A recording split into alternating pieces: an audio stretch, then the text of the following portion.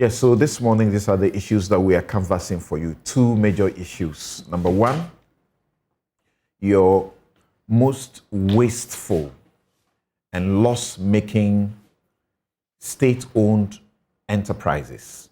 You know why they are wasteful and all they have been good at is making losses? Simply because they are manned by square pegs in round holes. Because there's no sense, there's no reason why other private individuals are doing the jobs they are doing and they are successful at them. And yet they keep failing. And the enterprises that our forebears, those who founded this country, began to build them for us, all of them, we're selling them. What's that do we tell ourselves? We are telling ourselves how incompetent we are at managing anything and managing it well, if it is for the state, if it's not for our private, use. Well, so they've been making losses. You've heard me speak about this before. In fact, they've been breaching every law on how they are supposed to render accounts each year. And the finance minister has been at pains to complain. I don't know why he does only complaining, because he can do more than that. And the losses they've been making is in the billions of Ghana cedis. And guess what? You and I know that their CEOs, they earn fat salaries. They earn more than the president. And the finance minister has suggested earlier that they will take steps to sort of rationalize these salaries so that they earn quite a bit. Unfortunately, this is where we are. They've been making losses in the billions. So there is a hint that particularly those that have been making the losses all the time, there are just a few of them that appear profitable. Those ones may have to be privatized. We have to sell them. We have to take our hands off them and give it to private hands, because private people are better able at managing. Can you imagine the irony? Well, so we'll be discussing that. Why are we where we are, and why should we always be privatizing what government, could do and do a lot better at? Our own GMPC, which makes all the good money and has more than enough to give out on corporate social responsibility, dole out so much for chiefs and other people and organizations, including that of the First Lady also, we had to be able, in dollars, in a lot, to do their work, is also in a bit of trouble. How do they explain all of that?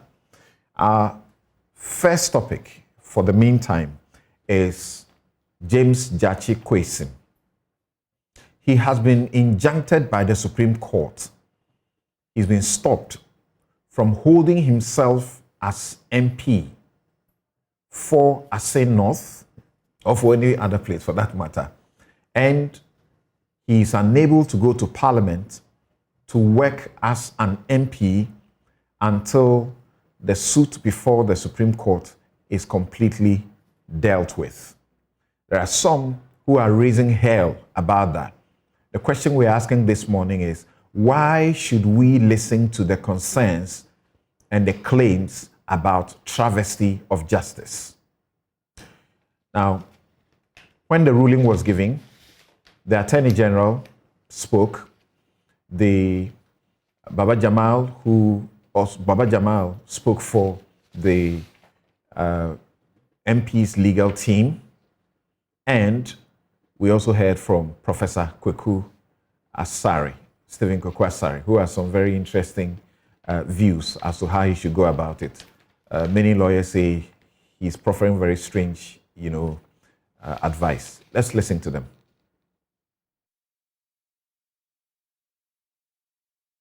There ought to be an equal application of the law.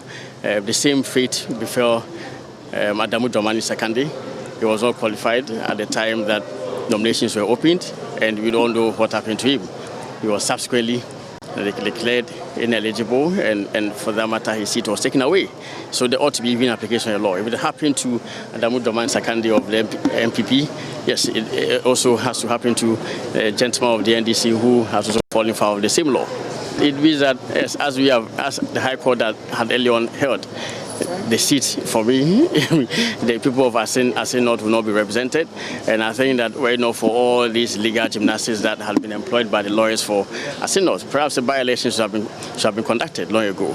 And I, in my view, think that there should even nothing in the way of the Electoral Commission to declare the seat vacant. The High Court has ruled, given a judgment determining the status of the gentleman as not qualified to have stood for election, and had actually cancelled the election conducted in the Asin North constituency. And the Court of Appeal subsequently struck out his appeal for non-compliance with the rules of the Court of Appeal. So there's no appeal pending. And I think the way is clear. But of course, the Supreme Court has ordered an expedited hearing and determination of this matter. Yes, I believe that the Supreme Court hearing definitely will also affirm all the principles of law that I have indicated had early on been established by the courts of Ghana. The Supreme Court has given its ruling, but we vehemently disagree with their position. I think that it is a sad day for all of us, that if what it means is that Asin North is also not going to have representation in Parliament for as long as this case lasts. That is a sad situation, because there are precedents in this country. We all remember the case in Ayawaso, West Wagon, where the lady was allowed to stay in Parliament. There are so many hanging issues.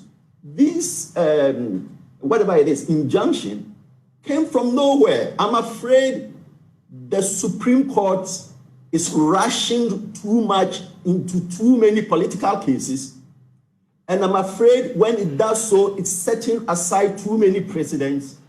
And I'm really worried that the Supreme Court is going to create a situation when people are not going to take it very seriously. I'm worried. I wrote about this many months ago when Samson invited me to give a New Year statement. I said the most difficult situation facing the country now is a court that is increasingly being perceived as partisan in a country where we are excessively partisan. Right. Joining me in the studio for this discussion, Kweku Pinsel. He is lawyer and managing solicitor, Pinsel and Co. Thank you very much, Senior, for making the time to join us. Thank you. Great. Randolph Chumesi-Ankra. He's also a lawyer. Professor E. Kofi Abochi, Dean, UPSA Law School, will also join us shortly. So thank you very much. Keep your dials here. This is where you get the very best. I can assure you that. Now, I started introducing you by saying senior. It's a fact. So if we can start on this very brief note. Yeah. The Chief Justice issued a circular, was a letter supposed to be to judges, asking them to comply strictly with the old age tradition of calling the cases of seniors first in court. That statement is out there in the public, and as you know, he's come under very heavy criticism. What do you say about that? What is that thing about calling cases of seniors before juniors get called in court? Some say it is not in the interest of the clients. The court is there for the clients. It's not there for the lawyers to show their seniority. I think this statement the Chief Justice has put out there reinforces what has always been there. We say a tradition. Tradition is like a convention. It's not a rule of law. It's a rule of practice. And what it means is that the judges who sit over these cases, they use their discretion to call cases, but it's not a strict application of any practice or any rule of law. So in the first place, I'll say that whatever the Chief Justice says, I wholly and wholeheartedly support him. It is the good for the profession that certain traditions that we came to meet, we don't only stick to it because they are traditions, but we stick to it for the good of the profession itself. I like always to put these things in proper context. There are a lot of traditions that we have at a bar. You go to a court, you bow to a judge. It's a tradition. A day is never going to come that people are going to greet a justice like you are greeting a soldier in the street. We go to court and there are traditions. One of the traditions is the fact that the Attorney General has got preeminence over everybody in the courtroom. Anybody come from the AG's office, he could be the junior most person in there. It's a tradition. It's a form of respect that we give to an office. It doesn't mean that when Attorney General comes to court, his law is better than anybody in there. And so forth and so on. And it is, from our perspective, all of these things are absolutely necessary to ensure that a day does not come that everything breaks down and then we have something on our hands that we cannot give a name to. It is true that, as someone has said, it makes a junior appears maybe not a non-lawyer, but like inferior to a senior. It is not true. Even when we came into the practice, I'm not talking this way because I'm now a senior. But when we came into a practice, this is the trial we came to meet. But the judges always have a discretion. It's not even true that cases are strictly called in the order of seniority because a judge combines this with his own case management. So if we're senior, a judge can single you out and tell you that, okay, can we have the case of this person called?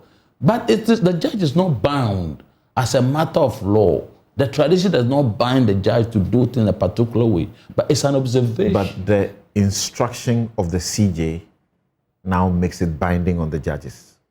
I wouldn't call it so. It's not, I mean, it's like a tradition that we are forgetting. It's like things are getting mixed up. It's like people are now forgetting that things that we need to be doing. So the judges are to observe that practice, but it doesn't mean that the judge is going to make a roll call, like first senior, second senior, third senior. It has never been that way. But it appears to me that we're getting to a situation... There are few judges who do that. There are few judges who... very few of them, who in their courts will want to find out if you rise up.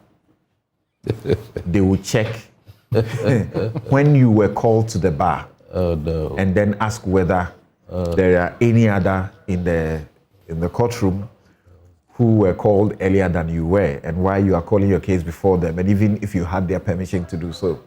Well, if I find a judge who does that, I won't call the judge names. He's sticking to tradition in the strictest sense of it. But I personally do not find anything essentially or inherently wrong with a judge who wishes to ensure that seniors get heard before a junior. And that's my view of the matter, and I hold very strictly to it.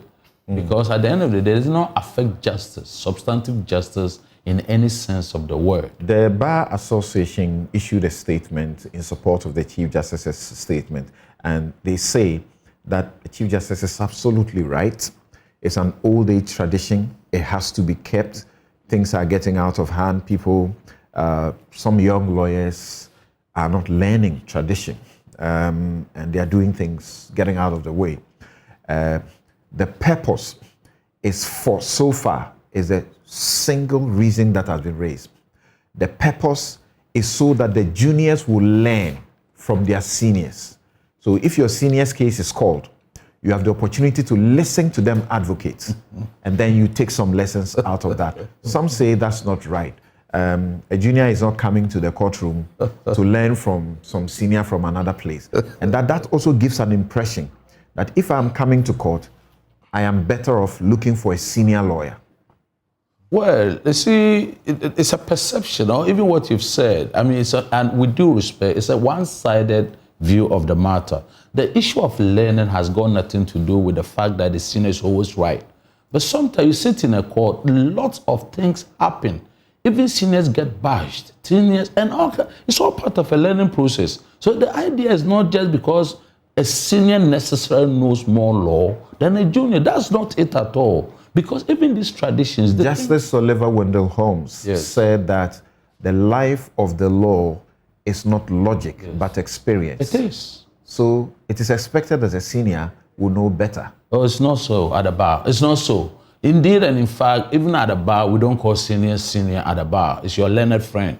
It's wrong to call a senior my learned senior. I always insist that I'm not a learned senior. I'm your learned friend. And indeed, if we're going to go by that, then it means that seniors will always win cases of the juniors. I won several cases when I was junior of the seniors, and so forth and so on. Indeed, it's only when I became a senior that I felt very, very, very, I'm trying to get a word. In other words, I felt very uncomfortable because they have just come fresh. They know more law. They know recent cases. They just passed law school, recent authorities and wherever.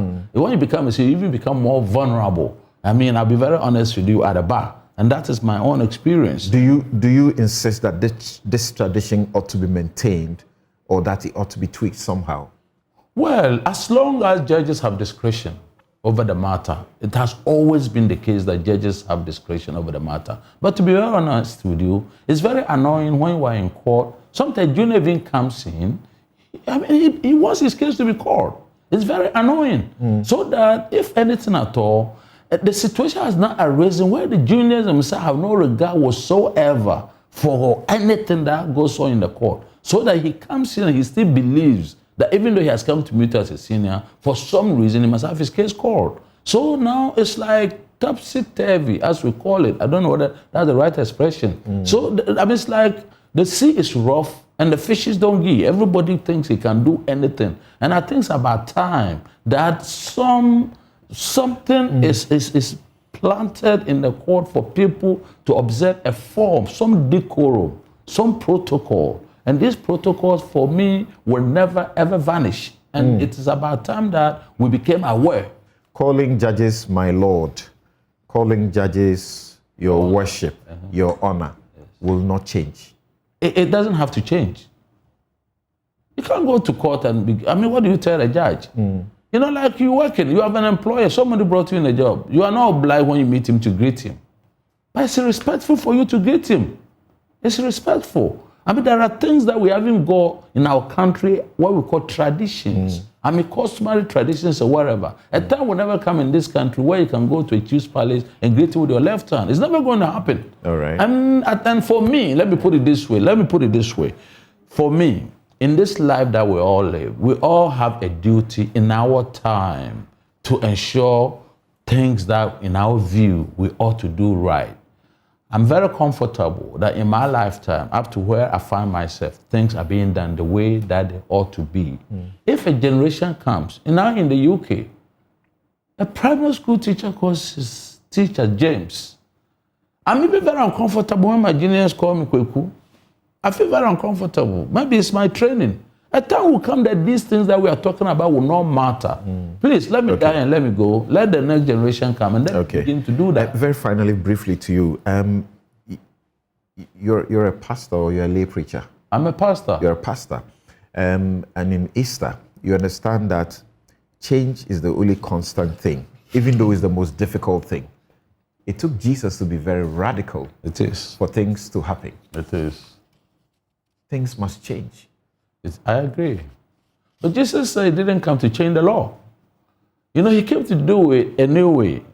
I agree wholeheartedly with you. Like I said, let a time come that people do it anyhow. Okay. But in our time, I do not see these changes. And I'm not also saying for the people who argue the other way. That's why I've qualified my statement. My statement is that as long as the judges control their courts, they have a discretion. What the Chief Justice wrote is a kind of reminder. The Chief Justice did not say that every judge is a kind of, you take it this way, the way it must be. Right. It is not true. Let's hear from Randolph Chumisi-Ankra. And, you know, I've read you somewhere, and you seem to support the view that things must change. Somebody was talking about a junior complaining that he got to court. He got to court one day, or in the morning. He got there before seniors came, and then seniors have come, dealt with their cases, and he's left, and he's not happy until, late in the afternoon. don't you subscribe to the view that this tradition is a good one? It's something. I do not condemn the tradition as bad, but however, we have to look at the fact that traditions evolve with time. My learned senior, whom I'm doing so many cases with, he seems to have forgotten, but has made the point that traditions must be maintained. But we have to look at the purpose of each tradition. Now, going directly to the directive issued by the Chief Justice, the underlying reasoning for his directive is that so that juniors will learn. Now, I have had the opportunity to be in courts where the judge will tell you that, you know what, the days of Darocha and Jorendorf are over. I'm not ready to sit and listen to you talk for 5 minutes, go and put everything in writing. Right. So we should also admit that those days of advocacy in court is whittling away. Right. So there is no need for anybody to go and sit in court and say, I'm going to learn from a senior, because there's no advocacy in the court. Everything is written down. Only a few of the judges would allow you 10, 15, 20 minutes to be on your feet to talk. So in my view, so long as our practice is evolving over time, automatically some traditions will whittle away. Now, you made a point that Oliver Wendell Holmes stated that the life of the law has been experienced. You know, the Venerable Lord, then he disagreed and said it's been logic. So, and logic is not a preserve of any particular person. Right. You may be a junior at the bar or a senior at the bar, but someone who relatively is waiting, you may be in terms of logic stronger than you. And now, to the extent that the directive is premised on the benefit that it gives to juniors, that they are coming to learn, something I believe there's a reason why every lawyer called to the bar is supposed to do pupillage. The understanding is that you go and train under a senior for a minimum 6 months, by which period you are able to stand on your own and practice. These days you do internship first. You even do so cumulatively. You have a year of studying a senior. Unless, of course, we doubt the training that people get when they go to... Are you suggesting that is enough? No, I'm saying that, I have had the benefit of sitting in the class of the Venerable Justice of the Supreme Court now, Nana Megache, where he indicated that for him, once you are called to the bar, you are a lawyer fully and competent and ready to practice. And that when he meets you, he's going to treat you as a lawyer of his equal standing. Yes, we meet our lecturers and the rest of them, and we are not treated differently. Exactly, really. because understanding is that you are capable in your training. Unless, of course, we have doubts or reservations about the training we may have given the people, then, in my view, some of these strict adherence to certain traditions, which automatically are even evolving because the practice dynamics have changed. The practice started with apprenticeship.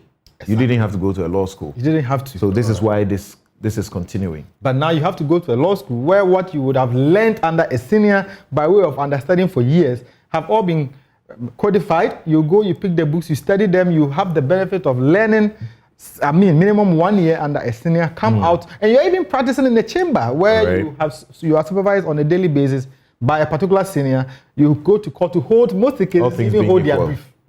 Which means that you are coming with the full, and you are speaking on their behalf. So in my view, a strict adherence to traditions, which I have indicated have already evolved, is a bit of a stretch in my view. Okay. And I prefer that the CJ would allow judges to stick to their case management timetables or plan, and in their own discretion, where they think necessary, give some leeway to persons that they deem deserve it. All right. And it must be said that in the court, we know of judges who give you time. They don't only give you a date to come to court. They give you a time. If they say, I'm going to hear you at 9, they will hear you at 9. If you are there after 9, you've lost it. And a host of other things. So I suppose I am saying that I believe that what should be engaging our attention should not be about calling a senior or a junior, but how I could get my case started, dispensed with in a very short time. So that even if I'm doing a land matter, I can do it within 6 months. You're done. You know, that I can pick a phone and argue my ex parte application without going to court and wasting money. We are waiting for that day. Okay, thank you so very much. Now, let's go to the issue that, is raising a lot of eyebrows. Now, let's begin with you, Kweku. That it's unheard of to have had the court injunct the MP. Not at all. Not in my view. Indeed and in fact, my starting point is, if you weigh both sides, I'm talking with the 7 judges, if you synthesize everything that they said, the minority, all that they said was that the same relief that was being sought in the Supreme Court had already crystallized, but they needed to have used a different path to achieve what they wanted in the Supreme Court. So therefore, between the two sides, they all agree that once the High Court had concluded that the MP had lost it and that he was not entitled to have contested in the very first place, he ought to be thrown out of Parliament. The only difference between them is that the majority decided that by reason of the writ that had been put before the Supreme Court, they could rely on it as a basis for granting the interim injunction that they have sought, which interim injunction indeed has the effect of permanently injuncting him. But that is not strange to the law. That is not new to the law. There is authority for the proposition that in an application for an interim injunction, if the facts merit it, the court could grant a final injunction. In other words, a permanent injunction. This is not the first time. So I see, when people say travestis of justice, I don't understand it. And that's my view of the matter. Justice Amegache, Justice Doche, they said, no, it's procedure. Joji, not Joji, Yeah. Agnes Joji. Yeah. Her ladyship, Justice Agnes Joji. Their case simply is that it's about procedure, but even then I disagree with them. Because there is also authority for the proposition that, notwithstanding the fact that you've got a judgment, which is a final one, if the means of enforcing it is closed or frustrated, you could bring a fresh action to enforce. There is authority for the proposition under the common law of bringing a fresh action to enforce a judgment, a valid judgment of a court. Except that this is my first time of this fresh action being brought in the Supreme Court. I think that's the question. That The is first so. action you're talking about, should it be in the Supreme Court? That is so. That is so. So it's about them. I mean, that application itself, insofar as it turns upon an interpretation of the Constitution. Obviously, under our laws, that's the only forum. That is to say, the Supreme Court, where you can call upon the Supreme Court to interpret, in this case, I think it's Article 94(2) of the Constitution. So therefore, even though it is addressed as a constitutional question for the Supreme Court to interpret that section, we have no doubt, I have no doubt in my mind, that that same matter had more or less been ruled upon by the High Court. Call it ingenuity, call it whatever name, but a rose smells as good by whatever name you call it. So as long as that matter is the Supreme Court has already determined, and we can tell by reason of the position that the majority are taking, that they would also uphold the main issue that is before the court. I can also state that by reason of the reasoning the minority have given, they will also rule against that writ that has been issued in the Supreme Court as incompetent. So at the end of the day, the matter has been resolved for all of us. There's no travesty of justice insofar as the High Court ruling remains unchallenged. There's no travesty of justice insofar as the Court of Appeal, the matter has been struck. The minority's view is that if you have procured a judgment in the High Court, Yes, that nullifies his election that is so. and orders a rerun. And in fact, there was an injunction, interim, and there was also a perpetual injunction on the back of that judgment. That is so. What you do is to enforce that judgment. The place to enforce that judgment is in the High Court, not in the Supreme Court. That is so. If you say, as they argued, that he had breached and violated the judgment and not complied, if that is your view, then your recourse is to go back to the High Court and cite him for contempt. You didn't do all of that. So Nene Amegache concludes that, or makes the point that let me read him. He says that a breach of the order of injunction issued by the High Court should have been enforced by the High Court or the Court of Appeal. Then he proceeds to say that the Supreme Court is not the forum to employ legal ingenuity by the filing of a constitutional action and then disguise this application as an offshoot of the writ, while in substance an enforcement of the High Court orders, which is not an appeal before us. I quite get at that argument. But essentially, we say fundamental problems require fundamental solutions. We live in a country. You've noticed the difficulty even of service in all this legal drama that has rolled or unfolded before our eyes. And therefore, it's about the practicality of enforcing the judgment of the High Court through a contempt application, and the fallout and so forth and so on. I'm not thinking that in every situation that we find ourselves in an attempt to enforce, because I've already made a point that a judgment of a court on the common law can be enforced by a fresh action.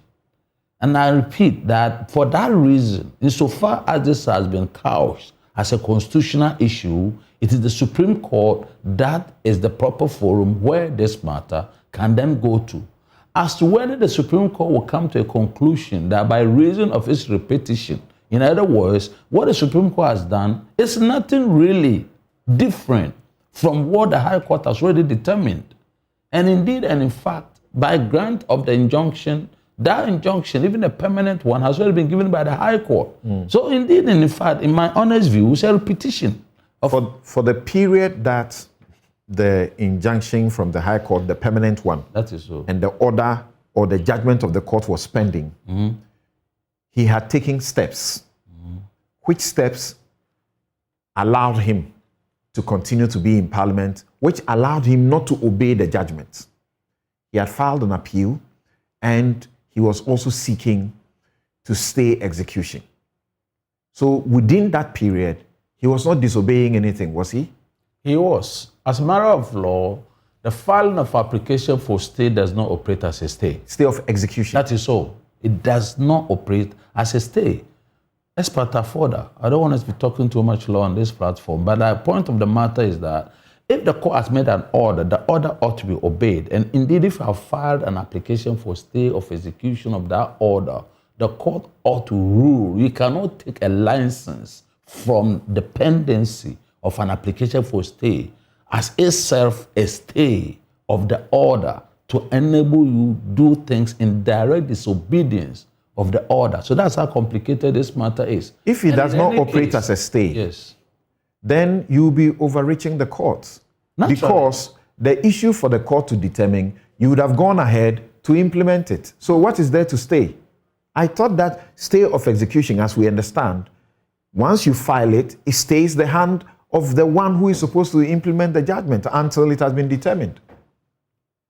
If you take that view. But Okay. I will say, if you take that view, that every time that you file for stay of execution, the order from which you are seeking the relief is naturally or automatically stay. I may disagree with Once you are served with it. Once I'm served with it. The Supreme Court itself has said that the mere fact that you disagree with an order, even if you have applied for stay, does not give you the, you must still ensure compliance. But like I'm saying, I don't want us to be arguing this point, but even then, it breaks down at a point where your appeal is struck out. Because other than that, we have a fiction of dependency of processes and gymnastics and so forth and so on. If you appeal from which, or in respect of which your application for stay itself was pending, is struck out, would we in fairness say that you've got something before the court?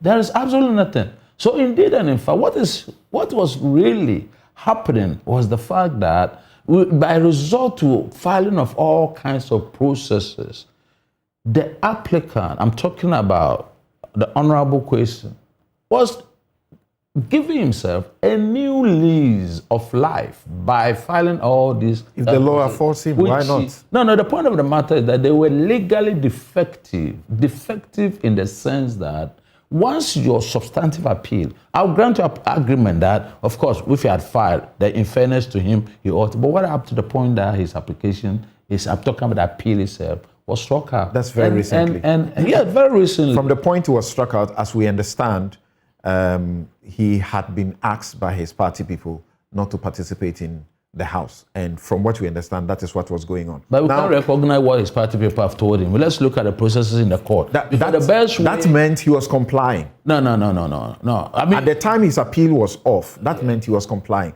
Now, the question here is the generality of the Ghanaian people. Those who do not have the benefits of a legal education. Sure. Some are asking a question. Do you think that they have a genuine concern when they ask the question that when it comes to James Gyakye Kwesi, he's been injuncted, but there are other parliamentary election petitions that are pending, and the courts refuse to grant an injunction on the basis that he should not be deprived, the constituency should not be deprived of representation. When the matter is finally dealt with, then it will be known, just like the minority held in the Supreme Court decision. So if you remember, there was this matter in, what is his name? The former Lands Minister's place. Yeah. Yes. Amewu. Sure. Then we have another matter in Techiman. Yes. And in all those cases, as we understand, the court has refused injunction on that principle. And they also refer to the court's recent decision in the Abdullahi case, where it said that the MP, as deputy speaker, must not be denied representation of his people. How do you explain to those people to come to terms with the fact that there can be different cases where there can be an injunction and where there will not be an injunction? I find it very interesting. But I'll still answer your question. I think, first and foremost, we need to appreciate that every application for injunction is founded on its peculiar facts. And therefore, at the end of the day, the judges do a balancing act to find out on the probability, on the balance of probabilities, whether there's a substantive matter that ought to agitate their mind sufficiently to grant it or not to grant it. I've read a judgment of the Supreme Court written by my good friend, learned Justice Kulendi. I think the most important factor that weighed in the minds of the majority was the fact that they took cognizance, they took knowledge of the fact that there is already a judgment of the High Court that effectively determined this matter to finality. And the fact that in the Court of Appeal, indeed, and in fact, somewhere down the line, they made reference to the fact that even though the allegation was made that the appeal had been struck out in the Court of Appeal and they had not applied to relist or something like that. There is an application to relist. Well, I do not know of that. There is. Well, I do not know of that. Yeah, I do not know of that. But the Supreme Court has said that they found the allegation that the appeal had been struck as undenied. And therefore, on that basis, they had taken the clear position that there's nothing really to go for question.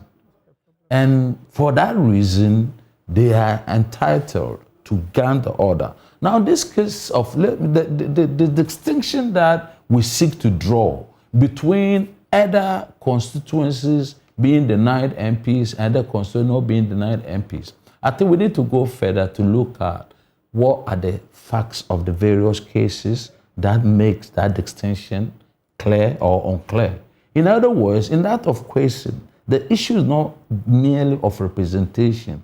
It is the issue of his qualification to represent the people to begin with. It's not a mere election petition in the sense of people fighting over result and so forth and so on, which is the case in Techiman and so forth and so on. The question of representation doesn't change, regardless of the nature of the suit.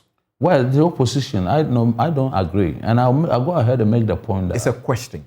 Well, so I'll go ahead and make the point that where is a question of eligibility, the issue is, are the people better off getting an unrepresentative person to sit in parliament to purport or pretend to represent them?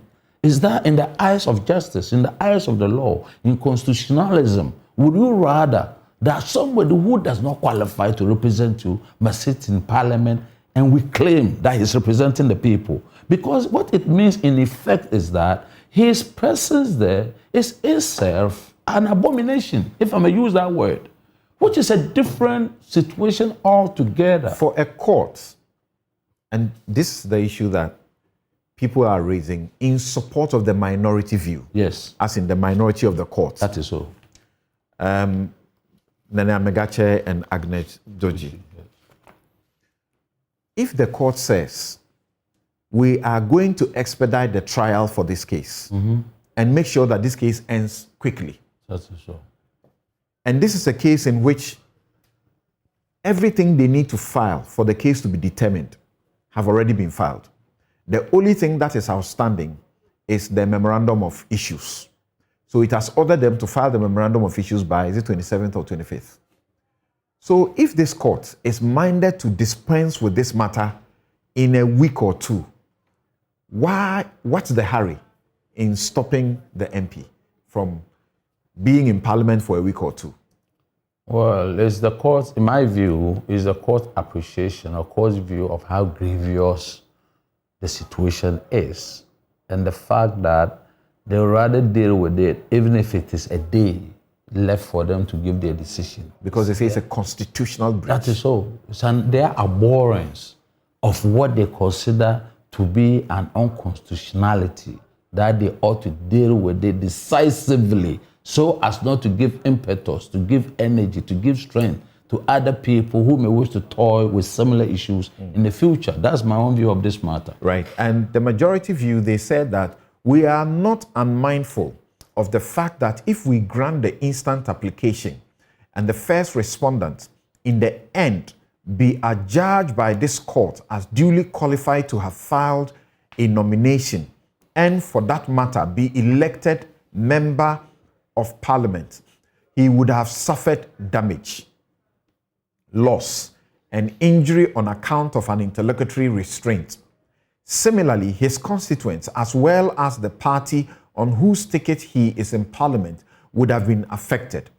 Consequently, the absence of the first respondent, that is James Gyakye Quayson, even if temporarily, will occasion some inconvenience. So they admit that there will be some inconvenience. That is, in the end, if they determine the case and he won. That is so. Then they come to the other side.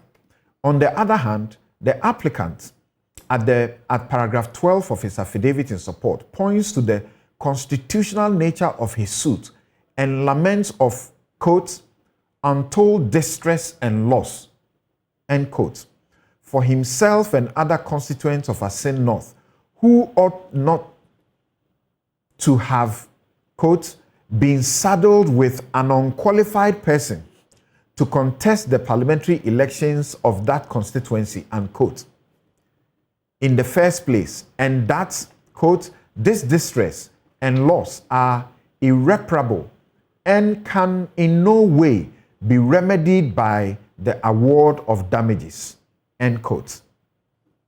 Don't you find, Chumesi, that they have balanced the equation so well?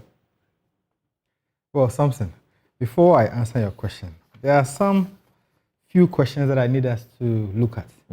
Now, the Supreme Court decision presupposes the existence of a particular fact, which is that there is a High Court decision.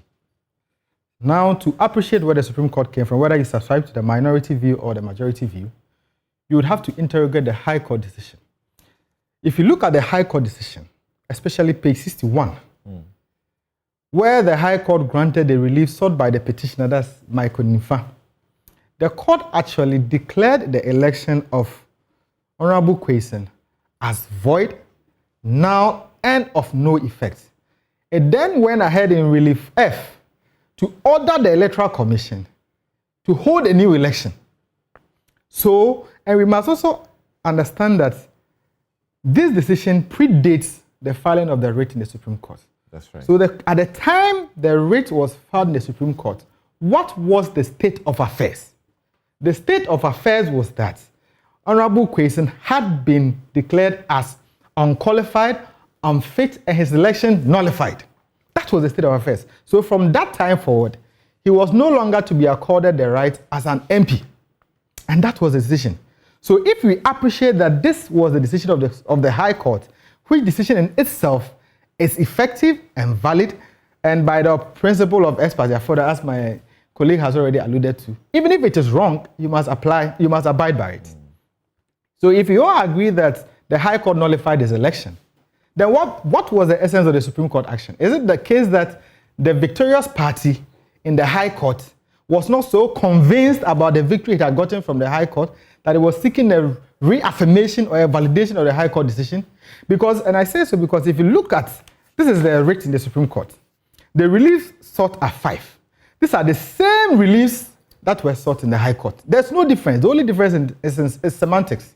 So if the High Court actually has given all of this to you... But as we understand, yes, in the Supreme Court, they are seeking interpretation of Article 94, Clause 2A. Exactly. Whether or not he had owed allegiance to a country other than Ghana. Perfect. Before he filed his nomination and throughout the process. Samson, I'll address that issue, but I want you to also appreciate the fact that this issue surfaced in the High Court, and the High Court relied on the certificate of renunciation, which was evidence, and stated that from that, on the face of the certificates, he owed allegiance and was a citizen of Canada at the time. But that notwithstanding, I'm making this point to drive home the fact that at the time when they came to the Supreme Court, the man was not an MP. So there was nothing, so restraining him from doing that is, in my view, a bit of a stretch. Because if there is a substantive decision which says that you are not an MP, then what are we restraining you from? So, and that is why I side with the minority decision that the remedy available to you was to pursue enforcement of the decision. And because that was actually what the High Court directed. And the avenues for enforcement are a lot. In fact, if you look at Article 1125, I expected either Honorable Kwesen himself or the Electoral Commission or the victorious party in that case to have written to the Clerk of Parliament that a vacancy has occurred in this by virtue of the Supreme Court, the High Court decision, to proceed to hold an election. And if the plaintiff in that case felt that that is not the position, then he could have actually appealed or gone to the Supreme Court to seek to stop them. That notwithstanding, let's look at the point you asked. Balance of convenience, Samson. The Supreme Court's jurisdiction for this application was invoked pursuant to Order 25 of CI 47. And we know that under Order 25, the court is supposed to assess whether it is just to do so. Now, the court did a balancing and came to in fact, like you said, the court itself admitted that an inconvenience will be occasioned to the people of Asin North, not necessarily the person of Mr. Honorable Kwesen, but the people of Asina, because they will not have a representation. But then again, the way... Especially if in the end... He wins. He won the case. Yes, if in the end he wins, you've occasioned an irreparable damage. And we know that one of the main factors that must weigh in the grant or otherwise of injunction application is if at the end of the day, the damage caused cannot be repaired. So the question I was expecting the Supreme Court to answer would have been, how would that damage that they admit would have occurred if he won in the end be repaired? As well as the people of his constituency, how would it have been repaired? That notwithstanding this, His Lordship Kulendi also made fantastic arguments that it's a constitution that has been breached. And I agree with him because at that point in time, there was a substantive decision of the High Court. And that is where I also disagree with him, because if you admit that there was a decision of the High Court which states for a fact that the man is not an MP, then what you should have actually done was to direct them to enforce the decision against him. And you will notice Justice Amegache and Justice Agnes Doji kept stating the fact that if the man is disobeying the order of the High Court, you have several remedies available to you. Cite him for contempt.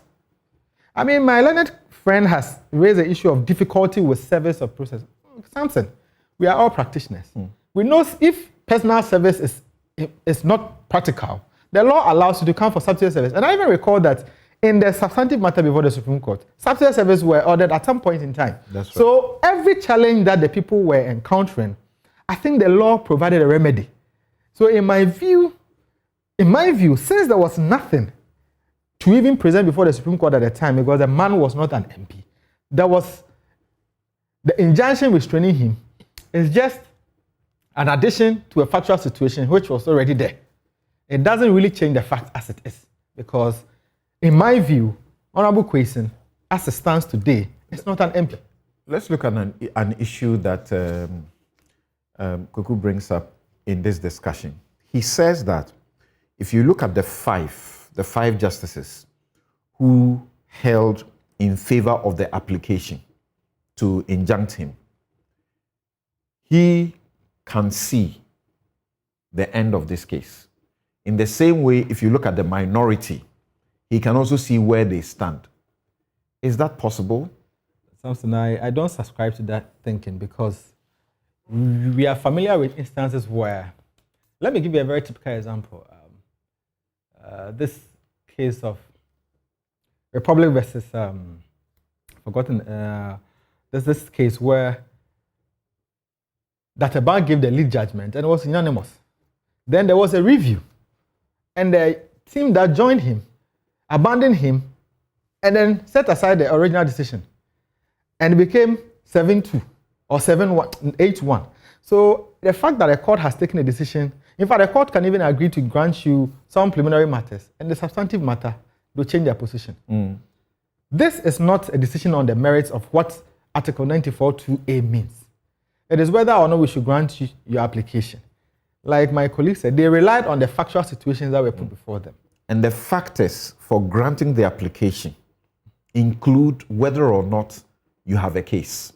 Exactly. And in this matter, the court asks itself whether there is a serious matter of interpretation that it has to exercise its mind on.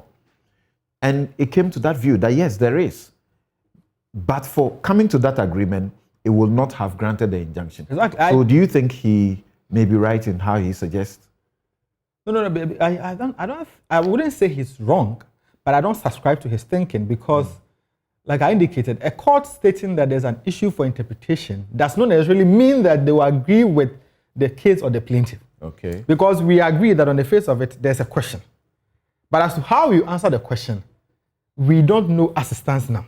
So we cannot say that because we are staying our hands pending the answering of that question, and we said that because there's a serious question, then automatically we are going to answer the question in the affirmative. I don't think so. At the risk of contempt, when you hear, Her Ladyship Agnes Doji say that, as far as she is concerned, there's no serious issue. She says, I hold, therefore, that the applicant has failed to establish that there is a serious question before us to be tried. Meaning the case they have brought is useless. Then Nana Amegache proceeds, joins her, and comes to say that the Supreme Court is not a place. He says the Supreme Court is not the forum to employ legal ingenuity by the filing of a constitutional action and then disguise this application as an offshoot of the writ, while in substance an enforcement of the High Court orders, which is not an appeal before us. Does this tell you at least that these two are minded to say that the applicants, the case they have brought, there's no question of interpretation? Well, you see, it's something. One of the factors to determine by a court in granting an application for injunction is whether or not there's a serious issue. in determining whether there's a serious issue, the law is that you have to look at the pleadings, the rates, the reliefs that have been sought. Now, in their minds, and you notice that when I started my submission, I referred you to the rate filed in the Supreme Court, and I compared it to the rate in the High Court. That's right. That the reliefs are the same. And I also indicated that the Supreme Court decision presupposes the existence of a fact, which is that Honorable Kwesi, at the time of the issuance of the writ in the Supreme Court, was not an MP, because nobody can dispute the fact that that is what led to the conclusion of the majority. So Her Ladyship Agnes Doji took the view, if the High Court has already answered the question, and the man as it stands now is not an MP, then what are we wasting our time over? So with that, with the benefit of that, you can say that in her mind, or to her, there is nothing for us to even debate over in the first place, whether today or tomorrow, because the issue has already been determined, especially so when there is no appeal pending. Okay. Now, Kweku, you, from how you put it, maybe for Justice Agnes Doji, Sure. you can say that as far as she's concerned, her mind is made up. That is true. Because of the way she put it, that there's no serious issue to be There's tried. nothing before them as far But as it's concerned. Nene Amegache Yes. does not exactly say that there is no issue to be tried. And then the 5, they say there's an issue. But saying there's an issue does not mean that they will grant the reliefs that is being sought by NIMFA or... Yes, you Yeah. see, every time that a matter comes before the Supreme Court, the first issue really, every time an objection is raised, is whether the question before they raise a constitutional issue. That's the first thing, before they even go to the merits. That's right. In other words, These days, they will throw you out from the very preliminary stage. That is so. That is so. So therefore, the issue then is, there's a constitutional issue arise for determination by this court on the basis of Article 942A of the Constitution.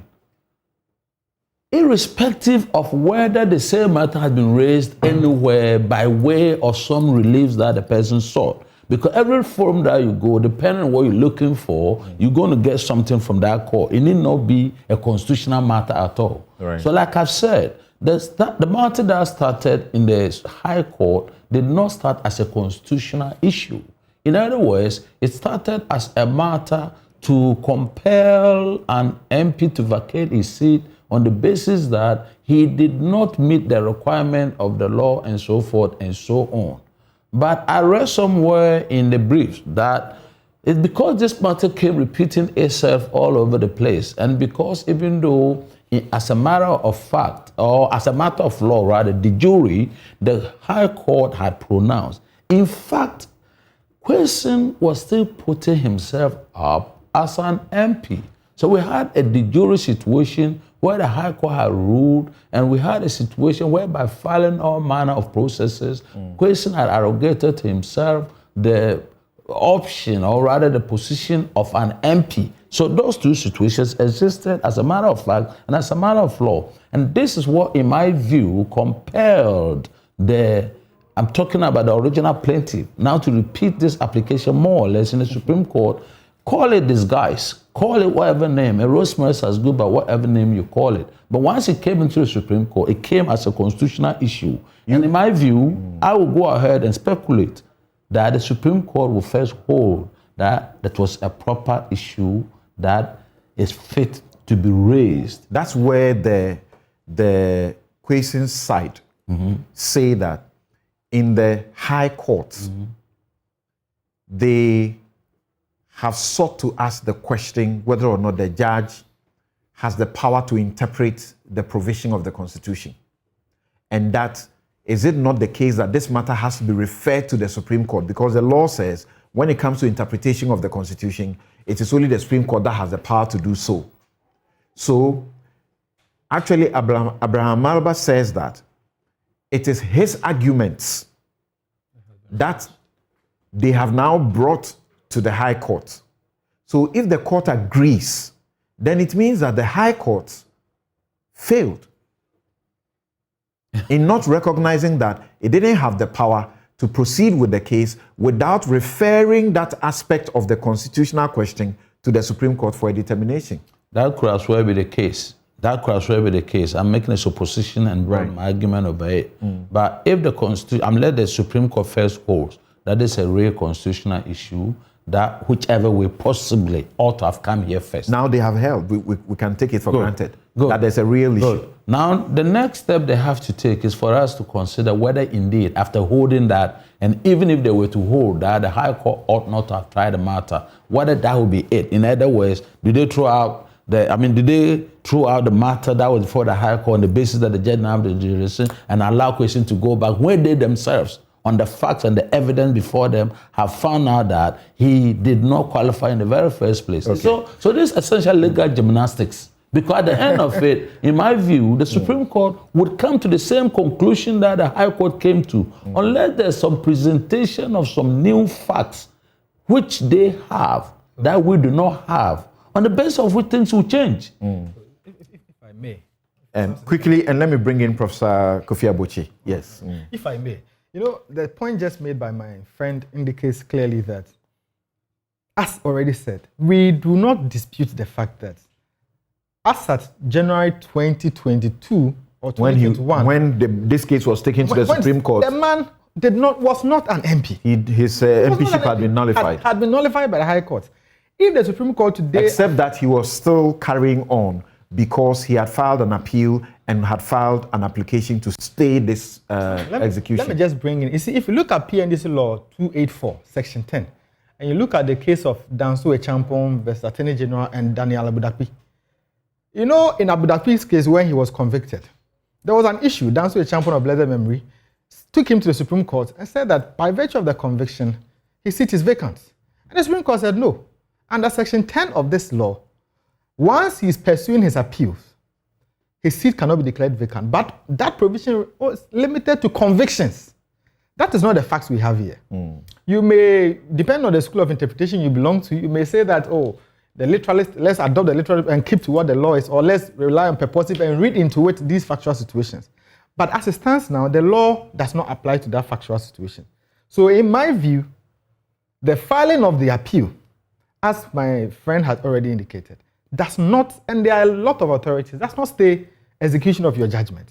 Not the appeal, the stay of execution. The filing of the stay in itself does not even operate, because you notice in the case of this very old case of Malam Issa, a lot of such applications were, and the Supreme Court took the view that the filing of even stay of execution of proceedings does not stop the proceedings.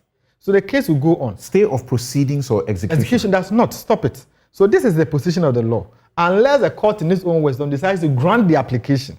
But until the application is granted, you are at liberty to proceed with your enforcement. Okay. In this case, steps had not even been taken to even enforce the matter, the judgment in the first place. So we all admit the factual situation that the man does not qualify. It's not even about qualification. It's not an MP. Right. So what is the Supreme Court going to say differently? Okay, hold on there. Let's go to Professor Kofi Abochi. Thank you very much for your time, for joining us. And viewers and listeners, please, we are careful not to seek to pronounce on Article 2094(2)A, because that is the provision that the Supreme Court has been invited to determine on this matter. So if you don't get us referring to whether, in fact, at the time he was filing his nomination, at the time he was elected, at the time he was sworn in, whether he held a dual citizenship, and dual citizenship is the same as owing allegiance to another country, it is the reason. But the facts we know are that a year before he ran for elections, he had filed to renounce his Canadian citizenship. By November 2020, he received a renunciation certificate, but that was after he had filed his nomination. Then the issue came up, somebody raised it, and the Electoral Commission was invited to disqualify him. The Electoral Commission, as we understand, assessed the circumstances and said that he was qualified to go ahead. That's how we understand the issues. So he went ahead. So by the time of his election, and by the time when he was being sworn in, he had received a renunciation certificate from Canada. Except that The other argument is that in that same renunciation certificate, it says that unless, or the processes, the Canadians insist that unless you have received the renunciation certificate, your application has not been granted and you still remain a citizen of Canada. Professor Kweku Asare refers us to Section 20 of the mother election law in Ghana. It's called the Representation of the People Act, which says that your qualification to contest election is a question of time, which is important. If at the time of your election you had issues, then you will be disqualified, or you have been disqualified. But if at the time of your election, he says, if at the time, by the time of his election, he had already renounced. At the time he was sworn in Parliament, he had already renounced, and therefore, and he had also gotten the renunciation certificate, and therefore there's no issue as far as he's concerned. Professor Abuchi, thank you very much. What do you think about the Supreme Court's decision, which President Mahama says is a travesty of justice, and the NDC particularly is very unhappy about? Well, first of all, I think that the Supreme Court was actually presented with a novelty. And I did not see that in the judgment. I did not see the court specifically address the novelty. There's a novelty, and I have to respectfully say that I haven't even heard that from the commentary either. I think the discussion has been gone about generally as if we're dealing with a situation that recurs. The idea of presenting an injunction to the Supreme Court, an application for injunction to the Supreme Court at first instance, appears to be a novelty. And the reason it's a novelty for me is the Supreme Court has original jurisdiction only in one thing, and that is original jurisdiction in matters concerning the constitutionality or the interpretation of aspects of the Constitution. Otherwise, the Supreme Court has appellate jurisdiction. By the practices of the courts over the years, the application for injunction itself has evolved. Formerly, you could make an application for injunction in the abstract.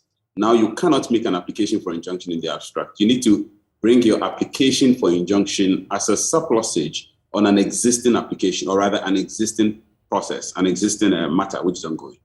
And so that novelty which I see is the novelty of a matter being brought to the Supreme Court per an application for injunction at a time, and if my timing is correct, at the time when there was no substantive application pending before the Supreme Court, or substantive matter for determination pending before the Supreme Court. I think the court went ahead to assume jurisdiction, and my reading of the judgment, the court invariably and correctly applied the principle that said the court can assume jurisdiction. The court can assume jurisdiction in all matters in which lower court can assume jurisdiction. That is correct, but lower courts can only assume jurisdiction in matters that involve a substantive matter ongoing, in respect of which an application for injunction caps that matter. From the timing again, it doesn't seem that at the time the application for injunction was brought, there was a substantive matter before the Supreme Court. So that could be one small problematic aspect of the assumption of jurisdiction in this respect. And I think the minority were at pains to try and point out something like that, not exactly in the terms in which I'm saying it, from my view and my perspective, but clearly the minority saw a difficulty in terms of the courts assuming jurisdiction. And indeed, they went about partly also drawing attention to the fact that the applicant was, in essence, trying to seek from the Supreme Court something which has already been granted and something which barely could be an enforcement issue. Indeed, the Supreme Court's jurisdiction, both in terms of the declaratory jurisdiction of the Supreme Court and then the enforcement jurisdiction of the Supreme Court, this is a matter that has been debated between the justices over the years. And it's a fine line, because the argument has partly been said that, look, if you are interpreting aspects of the Constitution, the interpretation itself involves enforcement, because it will invariably end in a declaration, and it will invariably usually end in an order. So I'm not going to go into that issue of whether whether we're before the court for enforcement or the applicant was before the court for declaration. So these were the difficulty. But the novelty of the matter, I think, therefore, implicated one fundamental thing. The courts went ahead to apply the principles of injunction in a manner that is absolutely correct if you are dealing with conventional injunctions. And I'm just saying conventional injunction because it seems to me that over the years, the court has not adverted its mind, respectfully, to the fact that the issue of constitutional Professor Abuchi's Zoom is frozen.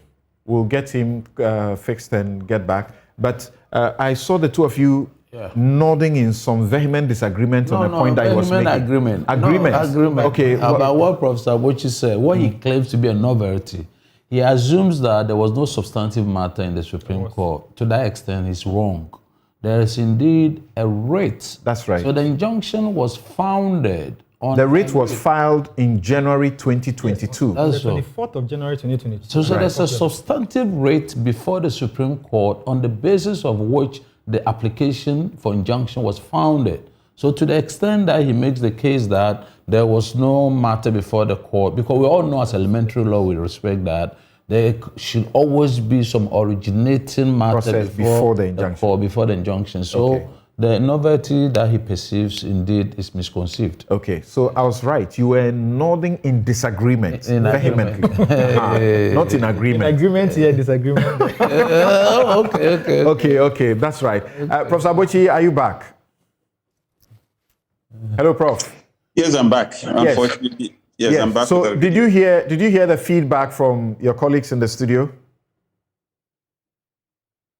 No, not quite. I'll be happy to you have sought to say, or you said, that the novelty you are referring to has to do with the fact that there is no substantive matter before the Supreme Court to entertain an injunction. But that is incorrect, because there was the writ invoking the Supreme Court's original interpretive jurisdiction to deal with Article 94(2)(a), which was filed in January of 2022. Okay, so that's why I indicated if my timing is correct, because to be honest, I wasn't quite sure of the timing. My understanding was that the application invoking the substantive jurisdiction of the Supreme Court was filed after the application for injunction was filed. Not at all. Okay. Yes. Well advised. Can you hear me, please? We can hear you. Okay. Well advised. But I was then proceeding to speak about the issue of the novelty of these matters and the need for specific application to the issue of constitutional injunctions. I think that the principles of constitutional injunctions, and indeed the court very correctly identified the parties involved in terms of who is the injured party. I think Professor Abuchi's line is not helping. In respect of the question of the injured party, I suppose that he was going to refer to the fact, the point that the Supreme Court made in the majority decision, more particularly that both really, that we as citizens have a community of interest in the Constitution. So if the Constitution is being breached, it is not just about the individuals, either the applicant or the respondent, but also all of us are affected. And the Constitution actually calls upon all of us to do everything to protect the democracy if it is being subverted. Professor Abuchi, are you on? Yes, I'm on. Good. Yes. Please proceed. Can you hear me, please? Yes, please. Hello? I can hear you. Yes. So the court clearly identified who the injured party. The judge identified who the injured party was and repeatedly addressed its mind to who stood to lose in this. I think identifying the question of who the injured party was of necessity then deals with the issue also of what the relevant principles to apply is. It seems to me that even though the court identified properly who the injured party was, the court went ahead to apply the standard and the orthodox principles of injunctions to this, one of which being the question of the adequacy of compensation by way of damages in the event that the matter goes in one direction or the other. I think that the principles of damages which are normally applied when it comes to the question of injunctions, damages and convenience and those standard principles, and the court invoked the case of, relied on the case of Owusu and Owusu. It seems to me that those are extremely inadequate in matters of constitutional principle, constitutional injunctions. And I think the court was handicapped because, frankly, over the years, the court has been applying the orthodox principles of injunction to constitutional principles, or rather to constitutional matters of injunction. And I think that for the first time, the court actually averted its mind to who stood to lose. In my opinion, I was quite excited, actually, when I saw that the court averted its mind to that. I was hoping that the court would have then gone ahead to construct unique and standard principles for deciding matters of constitutional injunctions, and indeed what the standard thresholds are. In other jurisdictions, they've devised things like what you call the heightened scrutiny in determining matters of constitutional rights, among others. Now, the reason for heightened scrutiny is that the court would then, for example, require higher standards of proof from a party making a claim. The court will require that the determination of balances of rights and liabilities are looked at very carefully. And the court considers, among others, what lawyers will normally call sui generis principles, that is, principles that are unique to that particular case. So I was very happy to see that the court was alive and active in terms of its thinking to the peculiarities of the case. However, the application of the principle itself ultimately ended up with the standard old orthodox principles that we've always had in regular injunctions, in matters involving parties where a party would have gone and sought from the courts the freezing of rights in the meantime, pending the determination of matters. And those ones, in my opinion, respectfully, I think fall short of the standard high principles that ought to be expected of a party or parties when it comes to the decision on matters of constitutional rights. The court should not have granted the injunction. That's your point. No, I haven't said that. I haven't said that. What I have said is my expectation was, having then identified or having then shown consciousness of the peculiarities of the case, my expectation was I expected the application of the principles to have conformed to the peculiarities. Maybe the court should have seized the opportunity to have erected new principles in this place. But in terms of the substantive application or the refusal of it, if the application, as you say, had conformed to those standards, the injunction would not have been granted. No, it simply meant that the party who argued before the court asking for the injunction perhaps would have been expected to show certain proofs, which invariably may have been higher than the standard proof. Because what do you say about this? What do you say about this? And I think that before we actually take a break, my guest in the studio may also want to take a point on this. That the first respondent, we know that the Attorney General is like a nominal defendant in this matter. The respondent, that's the first respondent, James Jachi Kwesen, did not file an affidavit as required to controvert the matters that were raised by the applicants in this injunction application. It only stayed on its preliminary objection, which objection I'm sure all of us will agree the court was right in throwing the objection out. What do you say about that failure to file an affidavit to controvert the matters that, or counter the facts that had been raised by the applicant for injunction? Is that fatal or not? Where a party to a matter fails, it is partially fatal. And it's partially fatal because in normal cases, when a party fails to file processes to controvert certain facts, the court is allowed or enabled to accept those facts on the face of it. But it's prima facie, the court may still decide on its own to contradict them if the court has some evidence before it to contradict those facts. In the case of constitutional matters, it's even more. And the reason it's even more is because of the public interest dimensions of it. So the courts sometimes actually act as a vanguard against the breaches of the Constitution. And so what parties actually file only facilitates the court in that direction. But when you say partially, could it have helped to have had his affidavit in opposition? Because as you read the judgment, they are quoting the affidavit of the applicant. They don't quote, because there is none for the respondent, first respondent. I seem to have lost Abochi there, unfortunate. But let me take your views on this briefly and then we proceed. Yes, you start, yes. So something. Not filing an affidavit in opposition, I don't know the strategy that was adopted, but affidavit essentially deposes to factual matters. And if the factual matters so deposed to are things that you disagree with, you're entitled by law to depose in disagreement. And you notice that from this case, the facts are so notorious. The fact of a judgment, the fact that honorable case still goes to Parliament, these are matters that are not in secrecy. We all know about them. So I'm really wondering what would have been in an affidavit in opposition that we don't already know, or that the court itself cannot even take judicial notice of, pursuant to Section 9 of the Evidence Act. So in my view, not filing in this case, and you'll notice that the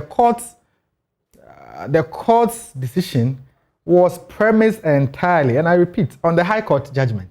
And that is a fact. And in fact, by the rules of evidence, once it's even a public document, you don't even necessarily you have to depose to it under oath. So long as that was there, I really didn't see what the respondent was going to depose to in opposition to the affidavit as presented. And that is my view. So I don't think that the presence or otherwise of it was fatal to their case. You don't concede that even beyond this, that the representation for the Judge Equation was a bit, do I say shoddy? Because at each point, you see that because of the importance of this case to them, things that they ought not be omitting, they are omitting. For example, when they filed the appeal, what happened that they slept until it was late before they filed appeal? What happened that when they're supposed to file their written submissions, they are found wanting, they don't file? And then you come to this court you say that you want the court to take judicial notice of notorious facts. Would you have done that? No, that is not what I'm saying. But I don't. Would you have done that? Would you have said it is not fatal? So I don't matter. There Shouldn't file. are instances where affidavits are served on me, and when I think that it doesn't affect my case in any way, I don't file affidavit in opposition. So there are sometimes I really want it that way. So it depends. Like I said, it depends on the strategy you are adopting as a lawyer. And I don't think that the representation for the honorable question was shoddy or has been shoddy. What I think is that if you look at the Court of Appeal, the documents I have cited indicates that whilst in the Court of Appeal, they had filed for stay of execution and then asked for a reference from the Court of Appeal to the Supreme Court on some matters that have been raised in the Notice of Appeal as constitutional. The Court of Appeal refused to do the reference, and then they applied for certiorari in the Supreme Court, which is due to be taken, I think, 26th of April. So on the strength of these processes that were pending before the Supreme Court, from what I have seen from the affidavit in support of the application for releasement, they actually indicated that they had informed the court of the pendency of these applications. And because of these applications, which had the likelihood of affecting how the court... The rules are not suspended. The rules, because yes, they have filed other things. I agree, something that... The rules give the timeline, so you follow them. I agree, something that the rules are not suspended when this... But from what I have said, and as I'm speaking to the document before... That's right. From what I have cited, there is a clear indication that the court was put in the known of the pendency and they asked for time before the application was struck out on a subsequent date. And they have actually deposed to that, I think, if I don't have the documents here, that has actually been deposed to under oath. If the court or the respondent in that application thinks that those factual matters are not accurate, they're entitled to depose to the actual let me hear Kuku on this, and I'm thinking, yes, it's okay to have all the discussion, but we can also look at this aspect where you can say counsel's conduct. So that Form 6 was, as we understand, was issued on the 13th of October, 2021. Now, the registrar of the court has the power to have kicked in a process that will strike out your appeal. The registrar didn't do that. And you sit until sometime in 2022 before you begin to act. And it's too late and your appeal is thrown out.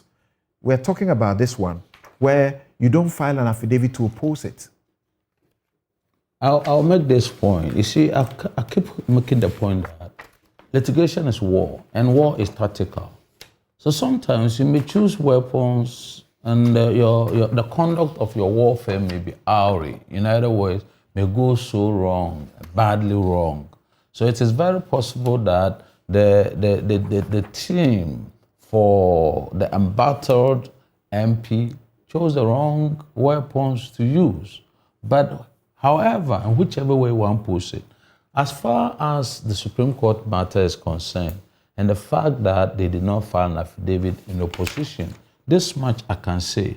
As a matter of law, you are entitled to rely on your opponent's processes and assume for the sake of legal argument that they are not contested, but raise legal issues to demonstrate that even if you hold all the facts and the evidence constant, as a matter of law, the person is not entitled to certain reliefs that the person is entitled to.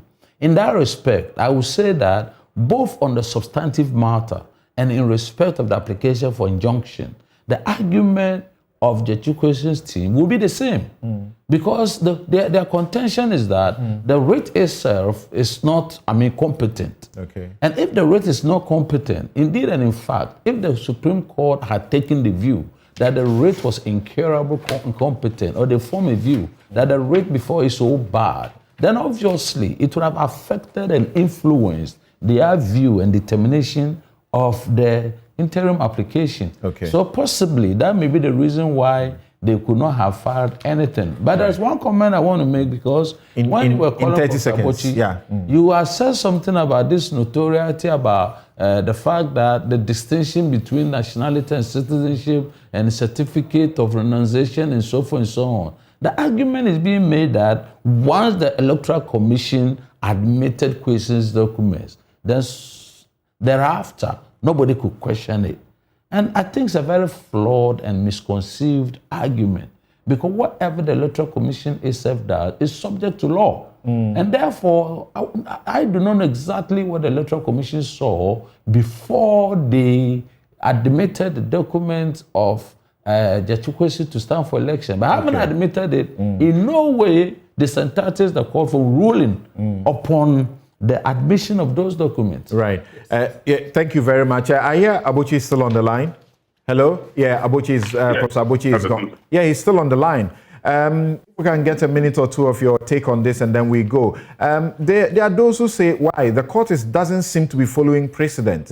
We have what you call the Bilson versus Rawlings, where the court indicated that renunciation can be constructive or actual. In the Zanato case, the court said that the qualification clause kicks in upon nomination. And then in Ex parte Indum, the Supreme Court said that the processes doesn't stop at the nomination. It can go on for a period. And so how does even the High Court come to this decision, and for anybody to want to rely on it when the man had his renunciation purely communicated by November before the elections and his swearing in? Okay, I'm not sure if you're leading me down the path of temptation, because I think you mentioned that being the substantive matter before the court, you don't want us to go into the expression of opinions on them, unless I'm mistaken on that. You're right. Thanks for reminding me. Yeah. So, but if I would take the opportunity just to also add to what I think Kwekwe just mentioned. Indeed, it is true, and it's important to clarify this, that there is no entity in Ghana, be it independent entity or otherwise, which is not subject to the constitutional supervisory jurisdiction of the Supreme Court. The Supreme Court pronounces on everyone. In fact, some may even say it's unfair because the Supreme Court pronounces not only on everyone, but on itself. So where there are matters involving the courts or the Supreme Court, it is the Supreme Court that has to pronounce on it. So the independence of the entity doesn't mean that it becomes a law unto itself, so that its construction of the law is ultimately final. You were asking the question also earlier before my line became erratic as to whether the decision of the court is correct in this case. If you take the factual scenario of this case, i.e. being the fact that a high court has given a decision, and then an applicant has come before the court for an interpretation, and it's seeking that pending the decision of that matter, the decision of the high court should be respected. I think it makes the Supreme Court's decision in this case correct, The only way the Supreme Court decision could have been problematic is if there had been a stay of execution successfully brought against the High Court decision. Then, of course, you cannot go the back door by coming to the Supreme Court and now using the process of injunction to stop a party who had himself also stopped an earlier judgment given against him from proceeding to enjoy his right. So it appears that in the absence of a stay, the High Court decision is active.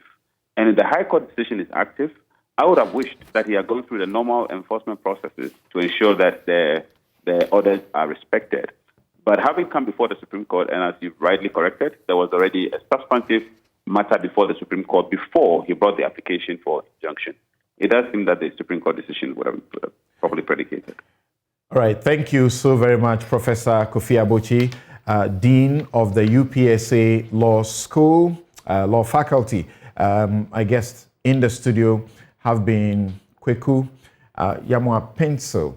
He's lawyer and managing solicitor, Pencil & Co. Randolph Chumesi Ankara is also lawyer with the firm Morrison Chumesi and Partners. And we will take a break here. When we return, Professor Lord Mensah, Associate Professor, University of Ghana Business School, Mr. Seth Tekpe, former Minister for Finance, Executive Director, PMF, Tax Africa Network, and part-time lecturer at the University of Ghana Business School, will join my two other guests, Professor Abochi and Kweku Pencil, to talk about the state-owned enterprises that have been very wasteful and only incurring loss. What should happen to them? We'll be right back.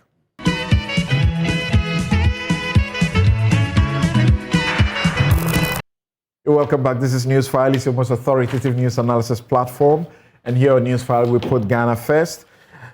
And it's brought to you by the candidate sponsorship of Bank of Africa, strong as a group and close as a partner. MTN everywhere you go. Ashesi University, educating ethical and entrepreneurial leaders for Africa. Robert and Sons Optical Services, your comprehensive eye care service provider for 31 years. Waylead Properties, home is where one starts. Duraplast, where Duraplast goes, water flows. And Trasaco Fast Floor, stronger, faster, and affordable.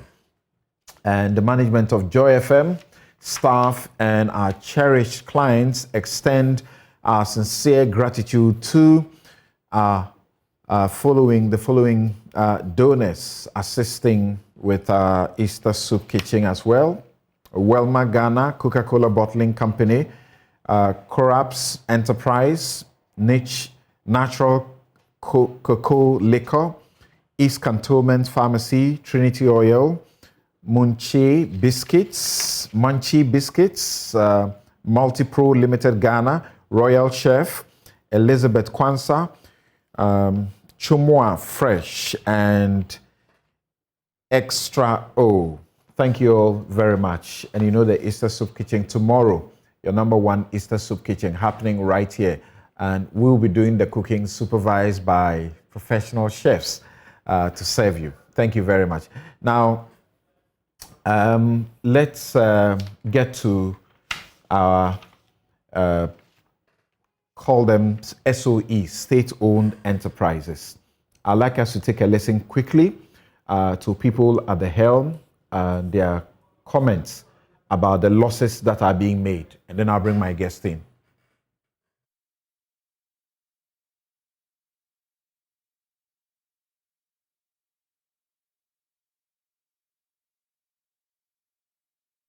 Let me use the opportunity to educate all of us.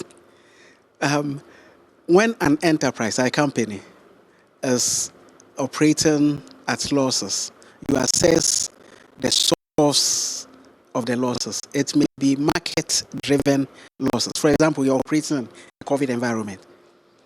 Your Joy FM may say sack some people, or let them take half pay and survive the situation. But when you see loss reported, you won't go and fire the CEO, will you? Because the environment did not permit profitable operations. Similarly, the state enterprise also operates in an environment. So you look at the environmental analysis and make sure that that general problem is sorted, like the enterprise models its operations to survive in that environment first, before you can point an accusing finger of non-performance on the CEO and staff. We are so negative-minded and crack the whip. I personally believe in enterprise management to mean train the people to do it well, put in place the measures to avoid corruption. Do you understand? And fire the one who has been trained and still subvert the system to be corrupt. Do you understand? That is the level you go to crack the whip. But the person is sitting in an enterprise environment where the environment has caused the manager not to be able to even come out with his best, the environment. And then you are going to punish him for that? Do you understand? So first, you have to provide the environment for the person to be performed. It is at that level that you begin to crack the whip, when you have everything it takes for you to perform, and you are not performing. We are really supposed to be measured by our efficiency and not by profitability. No, but if you talk about, I mean, so let me just get to you. You see, the 938 million, and then the 2.6 billion. It's not because somebody has gone spending that amount of money. 2015, all the projects, capital investment the state had done in water sector were all on lent to Ghana Water Company Limited. Mm-hmm. These are loans that are taken in the interest of the state to give water to the people of Ghana, irrespective of where you are located. Mm-hmm. Whether your area is viable, it is not viable, it is the state's responsibility to give you water. Mm-hmm. And now those capital investments have been all lent to Ghana Water Company. Mm-hmm. Today, as of yesterday, we're looking at our numbers. It has risen to 4.2 billion Ghana cedis because they are dollar denominated. And then we convert them everywhere we do in cities. Yeah, and so all this are part of the analysis that they do. Mm-hmm. So they will work out and then still bring this in. And unfortunately for GWCL, these on-lend loans have no space in the tariff build-up. And so where is GWCL going to set aside an amount of money to be able to pay for this? It is on our books. Mm-hmm. We are working on, since 2017, we've been working very hard to see how the state can really look at it, because it's making our books look dirty. Right. So you heard Joseph Kujo, who is the Minister for Private Enterprises. Is this, yes, saying that, you know, we may want to think about some of these things. Minister for State Enterprises, but also finding some, you know, space for excuse for the managers of these entities. And you heard the man in charge of Ghana Water Company, Clifford Brimer. So let me begin with Professor Lord Mensah. Prof, even the minister who is superintending what we all know as we read the reports, very terrible.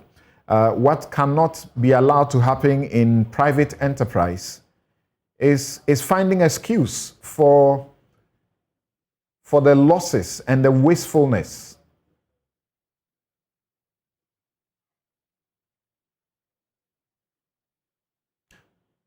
Hello, please unmute your mic. Okay, yeah, thank you very much. Good morning and good morning to our viewers, Samson.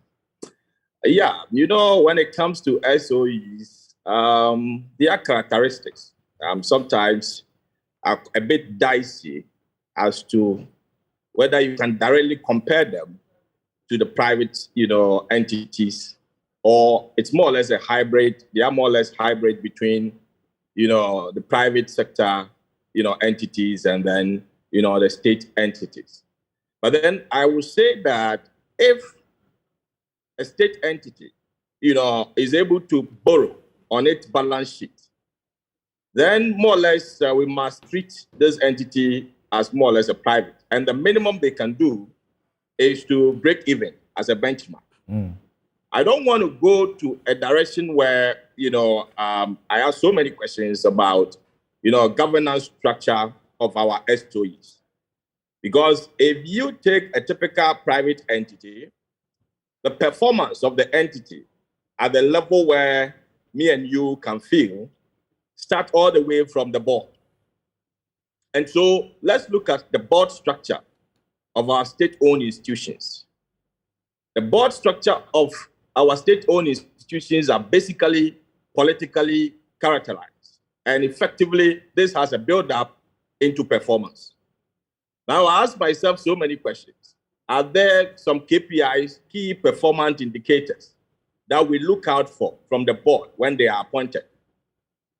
Do we really look at information asymmetry? And if I say information asymmetry, I'm looking at financial information, how it trickles down from the boardroom all the way to the operational level for decision making. Do we look at that?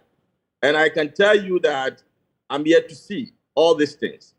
And there is a World Bank report exercise going on state-owned institutions' performance across the globe. And clearly, most of them can be described with the character I've provided. And effectively, it tells you that, yes, there's something missing in our environment. What gets worried is the direct cost incurred. And I understand, there's been that kind of improvement in the losses as compared from 2019. You look at 2020, there seemed to be an improvement, about 50% reduction in the losses. But I'm telling you that this shouldn't be the case, in a sense that in as much as we don't expect most of the state-owned institutions to be profit-making ventures, the minimum we expect from them as stakeholders will be possibly to break even. To break even in the sense that the moment you pick on a liability, which is borrowing, you should make sure that that liability is converted directly into assets, which can easily build up into the performance that we look out for. So when we talk about efficiency, so you've borrowed more or less serving as input, and then possibly how you convert this amount this money that you're borrowing, you've borrowed into maybe kind of profit or possibly to break even. But then do we see that? We don't really see that. And then one aspect of the liabilities that is also worrying is the short-term liability. You see, the serious thing about some of these entities is that if you're accumulating liabilities and they are going into assets, right, which has long-term prospects, no problem. But if your liabilities are turning up to be short-term, that means possibly your employers, you're not even paying them. Then the question is, how do you pay these your employers and motivate them? Let's also question how the employees get engaged and the contract that are given to them and the possible expectations of them. Most of them are politically inclined. And so for me, with the SOEs, I think we have a lot of work to do in that area. We need to put down measures that will require, those who are appointed, be it the CEOs, the board, and all those, some benchmarks, and possibly look at how we can even tie their salaries. I know most of them are taking about more than 5-digit figures, when it comes to salary compensation. And so let's look at all these things, tie your performance to some of these indicators, and stop giving excuses like the environment has not, does not make provision for it. The environment is not making provision for it, but you've gone ahead to borrow. You know very well that the environment will not allow you to perform. Why do you go ahead to borrow? So effectively, something I would say that, yes, indeed, it's a cause to worry. It's about time we sit back as a country, develop some kind of, corporate governance framework for our state-owned institutions and ensure that they go by it, they stick to it, and then look at possibly the parliament oversight on some of these state-owned institutions. After all, they belong to the state. Let's compare. I mean, if you look at parliament, most of the things that are being done, that are being done by the state, it goes through parliament before approval. But why is it that at the state level, the state-owned institutions level, we don't ensure that there is a balance when it comes to the political divide, when it comes to the appointment of the board of those various state-owned institutions. So effectively, something I would say that, yes, indeed, the characteristics of the state-owned institutions, as we speak now, cannot be situated as state-owned, and therefore it will be a business as usual. As far as state-owned entities can borrow on their balance sheet, then it's no more the business as usual. We have to treat them. We have to treat them with that kind of respect that we could have given to, private entities. Professor Bochi, if your line is clear, let me come to you before I go to Honorable Seth Thekpe and then Kuku Pencil here in the studio. The report of these SOEs.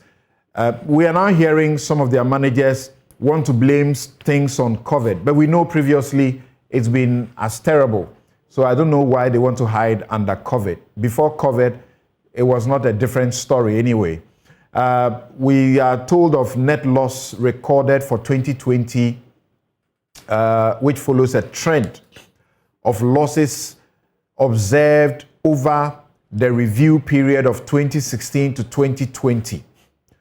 Only two sectors, that's financial and manufacturing, recorded net profits in 2020.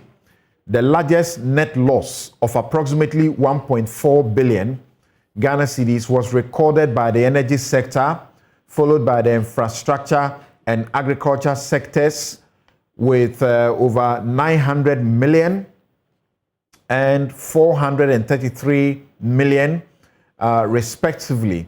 The highest net losses for SOEs in 2020 were recorded by the GMPC. That's in excess of 100 and 1.6 million. The Ghana Water Company, 938 million. NEDCO, 379 million. The BOST, 291 million, and TOR 159 million. We are told that according to the IMF, which has been doing a study over the last 10 years, SOEs have increased in importance among the world's largest corporations. $45 trillion,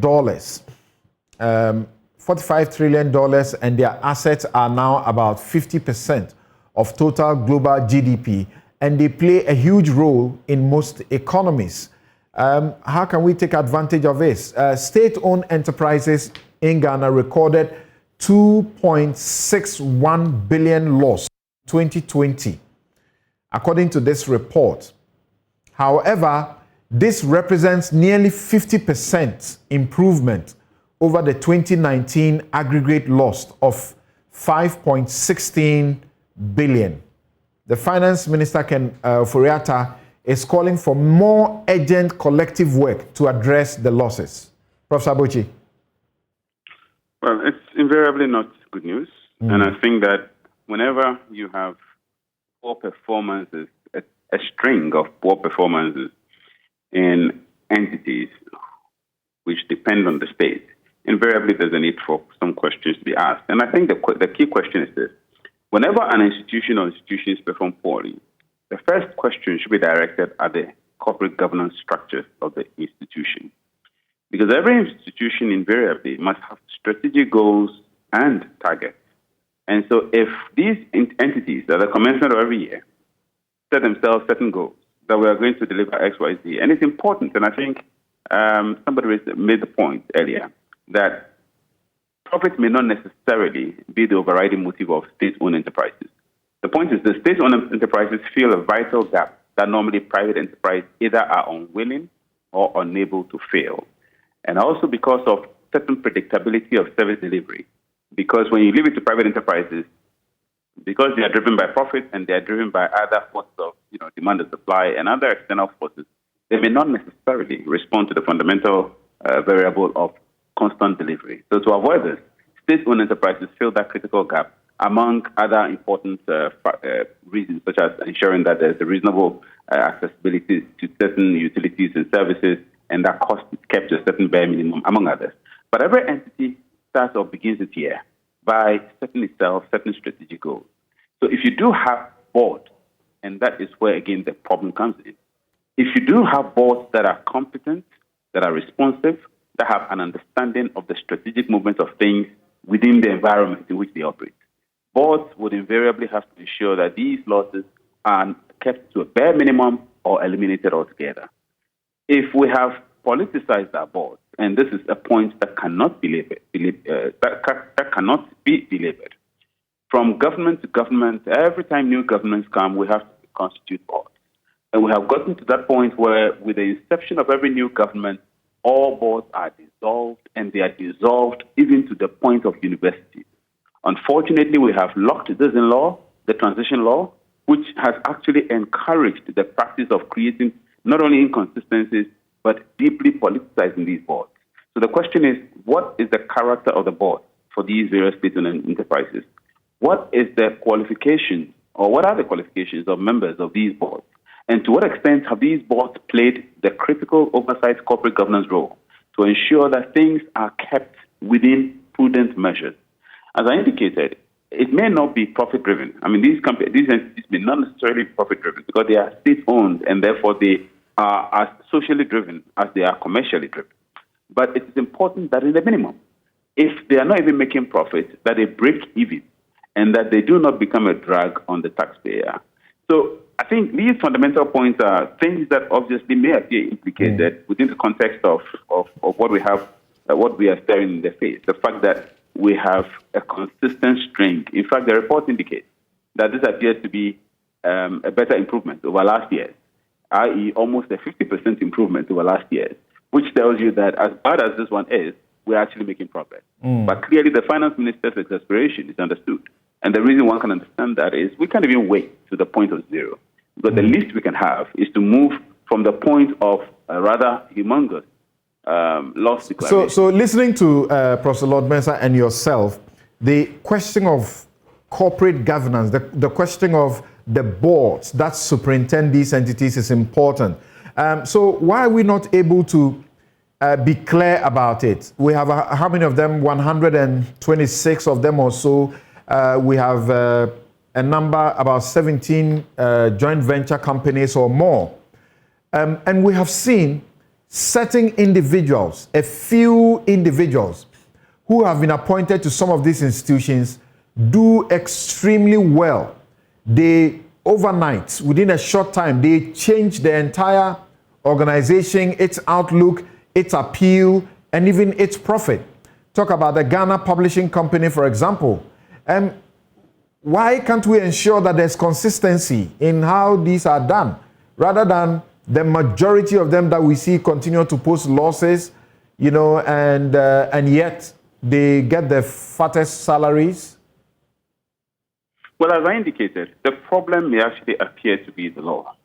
The fact that the law co-terminates the duration or the lifespan of boards to the inception of government. I think that's a problem. We have co-terminated and co-indexed the lifespan of boards to every election. So once we have changes in government, we must have new boards.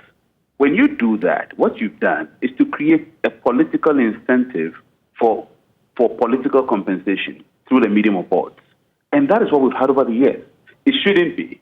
The fact that we have a new government in place in 2025, in January 2025, we'll have a new government in place. There should not be new boards unless there are justifiable reasons for changing board members or the entire board. And it's gone all the way to universities, even university boards, university councils. All these have to be reconstituted at the commencement of every government. And the message we send is a problematic message. The message we send is that we have politicized the entire system to the point of everybody having to leave with the inception of a new government and new members having to come in.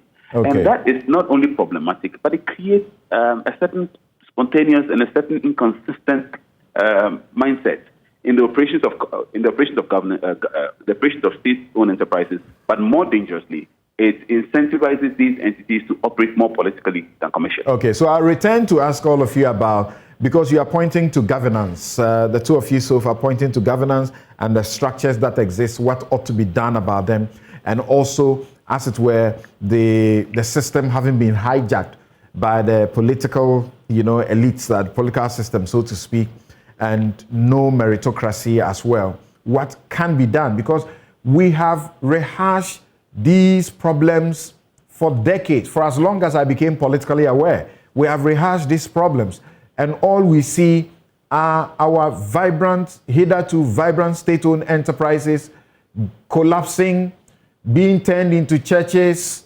Well, Kweku will be happy that we have more churches. But let me get to Kweku before I come to Mr. Tekwe. What do you make of this situation? Are we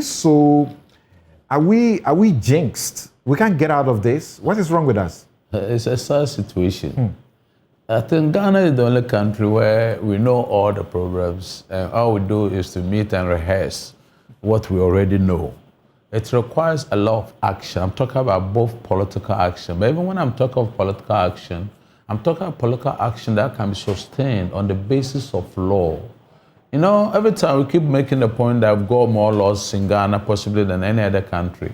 We'd rather have more laws and add them to the laws and ensure that they are implemented, because the law forms the framework for society, for everything that we do. So for instance, this issue, we take them one by one. Indeed, my starting point is what you said and which Professor also reiterated, which is that for whatever it is, at least some improvement. Meaning that if we have a timeline of action, if we have the program of action, we begin to follow it up, we can give ourselves some time, possibly by next year, then it will be, let's say, 40%, then 30%, then 20%, then 10%, then we get to possibly zero. We have been feeling forward. Now, but this one's an improvement. Improvement means that we made 50% less losses, which means that by next year, let's make 40% less losses. Okay. But everything has been said already. There's a lack of transparency in this country regarding all these public institutions, state organizations, as we have put them. But thank God, today we have the Right Information Act. No, I mean, I'm putting this in the context that I'm putting because citizens must be citizens. People must be activated to take an interest in our state-owned enterprises. The kind of figures that we come to this studio to hear must be put out in the marketplace. People ought to be educated. We have whatever civic education in this. People ought to be alerted to some of these things. People ought to raise the same questions. The point has already been made. We are talking about, every government that comes, of course, determines who must get in there. A lot of impunity. But do we say and forget about corruption? We can't forget about corruption and the lack of political will to prosecute people. I don't like to mention names. It will not be good to mention names. But in Ghana here, when you are failing, then what they do is that they give you a reward, a very big reward, and they ask you to resign your position. And that appears to be all. And if we really want to get serious, these are the kind of things that we need to revisit. We need to come to ourselves as a country and make a determination that we cannot have this thing year in, year out, and every day it's a tale of woes of one sort or other. So the political action that I'm talking about is for our politicians to come to a realization that these institutions or these things that we have institutionalized, that new king, new law, a new king comes in, and everybody must be changed. Everybody must shape for somebody to come in there. And by reason of those kind of things, when they come in there, their allegiance is more to whoever put him in there than the fact that he's running a state-owned enterprise. And like I said, if we have together with this one, the laws that will ensure that people render proper account of their administration or of the way they've run things over a period of time, and possibly naming and shaming. Why can't we do these things for ourselves so that we will know which are the state institutions, which at the end of the year, they require commendation. There must be institute or organization or structures that are responsible for doing all of these things. Other than that, it is just one tale of woes. And the other question that we really need to ask ourselves is, what is it about our character as a people that it takes foreigners? The annoying thing, and I'm using the word annoying, the annoying part of it is that every time that we have to privatize a state enterprise, it goes to a foreigner. Right. So is there something inherently wrong with us as a people that we cannot even run our own things, even as private enterprise? In other words, if it comes to the crunch, the government even has to give it up for somebody to take it. Must it be necessary? So what is it about us? These are the critical issues, and I think that these interrogations that we are doing as a country, as a soul-searching exercise, in the light of the facts that we have. But I am hopeful, in spite of everything I will say, that if we are making lesser losses, it means that we have started something that we need to look at the parameters very well and watch it over the period and be able to report what shortfalls there are in the system. So I would say, let's stick to what we have. Let's try to improve upon it. If our politicians and the people who are running this country are mindful or are willing and desirous of wanting to change the system, then let it not be. Listen, even let me put it this way. Even on the political circle, okay, let me tell you what. America, you read the profiles of people who serve various governments. I'm talking about a political circle. That's right. One person serves so many governments, Democrats, Republicans. Apart from President Kufuor, who attempted to bring in Indom and Malam Isa and a few people, even on the political circle, we cannot even tolerate the idea of one politician helping another government. And so what is it about us as a country that we cannot even see a situation, even if one politician... Let me flip that back to Mr. Seth Tekpe. Many years ago, Duncan Williams, Archbishop Duncan Williams, preached about crabology. We behave like crabs. You put them in a basket, they won't allow anyone to get up top. So, Mr. Tekpe, you have a better view of this situation because of your previous position as finance minister. What is wrong and what needs to be done? How urgent is this? Thank you very much, Samson. First of all, I'm with lawyers, and so I hope you can pardon me, including yourself. But let's go to Chapter 13 of the Constitution. State-owned enterprises are the only ones, or the majority, where exceptions are made for the establishment of separate funds for their operation. When you go to their laws, they are the only ones who are allowed to borrow on their balance sheet, own assets, and incur liabilities. I won't say the only ones, but they are in the majority. Some agencies have those clauses. So the premise of a state-owned enterprise, and the reason why they file, and Professor Lord Vessel can correct me, under IFRS, not IFSAS, is that they are profit-making. Having said that, we do appreciate their economic, social, and political importance, if I may, pushing that agenda. So if I may be very specific, to explain our policy, the self-financing policy, which I believe the MD for Ghana Water attempted, to say was something wrong. Yes, Ghana Water has the responsibility to provide water to the whole country. But the water that is provided in Accra, I won't be specific in certain areas, it's not the same as the loan that is taken to provide water in rural Ghana. Our policy was self-financing. And we are saying, let us segment the market. Let us segment your portfolio, just as I am segmenting my loans. And I'm saying that if I take a loan and you are providing water to a community, which, let's say, I won't say 100%, but up to 80, 85% can pay for the cost of water. I don't see any reason why that loan should not be recovered. That is one principle of this. Secondly, we were also saying that if we have an airport tax, it's a tax, remember, right? And we want to construct an airport. Why should we not fall on that tax? When that project will bring in other services, which airport company can use to pay for its operations and expenses. Why would you want to take?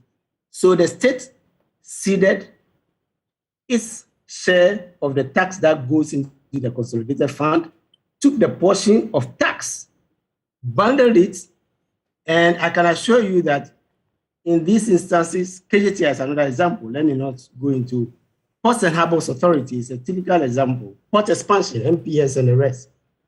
I can assure you something that when we bundle these commercial elements, as opposed to the social element of these state-owned enterprises, the money that was projected was sufficient for us not to issue a sovereign guarantee for those loans.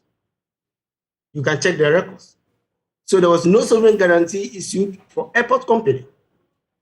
And we were in the process of bundling, that loan, which, and talking to real estate companies who want water, sent to their sites. You look at the economy, you look at how it is evolving. And they were willing. We had started the discussion. We couldn't finish. For water to be extended, after all, they are going to pass on the water to the consumers, metered. We were going to have prepaid metering and the rest. So I'm saying that if those policies, I'm explaining the rationale. Why am I explaining this? Today, we do not have access to the markets. And that will come with the inability of the state to issue sovereign guarantees for debt. And even if it did, it will be at a very high cost. If we have a model where commercial projects by state-owned enterprises, as opposed to their social elements, rural electrification, self-help is a good example, as opposed to consumption, energy that is consumed by consumers, then water. Water to, for lawns, right? To wash cars and the rest. Shouldn't they be paid for? If we can ring fence those and say through the utility regulators that these elements must be self-financing, that is the only way in which we would reduce the dependence on the state for everything. Now, therefore, it brings, if we do that, in fact, the state-owned enterprises, the repayment of the loan was not going to go back into the consolidated fund. Let me emphasize that. It was going to go to the entity. So if you take airport company, the goal was if we can prove to African Development Bank, as we did, and bring in the Ghana Infrastructure Investment Fund as a vehicle that was going to manage those loans and the rest, not central government. And we can gradually build confidence. Then we were going to take that model and go to Pram, since the budget was constrained, and do it on a self-financing basis. Tamale was going to be on a self-financing basis. The only public element is the tarmac, maybe the arrival and departure halls and the rest. Warehouses can be done by private sector because it was to be a hub, for lifting flour, things from the Volta Basin and the rest. We wanted to cost in this. Am I saying something new? No. Few people would understand. When we were doing the self-financing, I kept saying something. I believe I was even on this, saying that Akosombo Dam paid for itself from the tariffs, VRA. And I had a discussion, on this forum where VRA was being applauded in the past for borrowing. Cocoa Board is self-financing. Today, Cocoa Board is making losses. Cocoa Board had never been, Cocoa Board's rating has always been better than that of sovereign rating, the country as a whole. Now, that leads me to another point. Therefore, if you look at, there's 2 points, then I may want to see the space. First, if you look at the dates that we're talking about, we are comparing 2019 and 2020. We are not in 2022 or 2021, the financial statement, stand for correction. Is there something about the economy where these same state-owned enterprises were making profit going into COVID? 2020, they made profit. Whereas even the preamble to the report, the CIGA report, was excusing them away based on COVID. As I've always said about the economy itself, let's stop blaming everything on COVID because we have a fiscal gap of 5% of GDP, before COVID. So is there something reading between the lines that suggests that, maybe as a result of CIGA's, oversight, compared to, say, SEC and the rest, something positive was happening.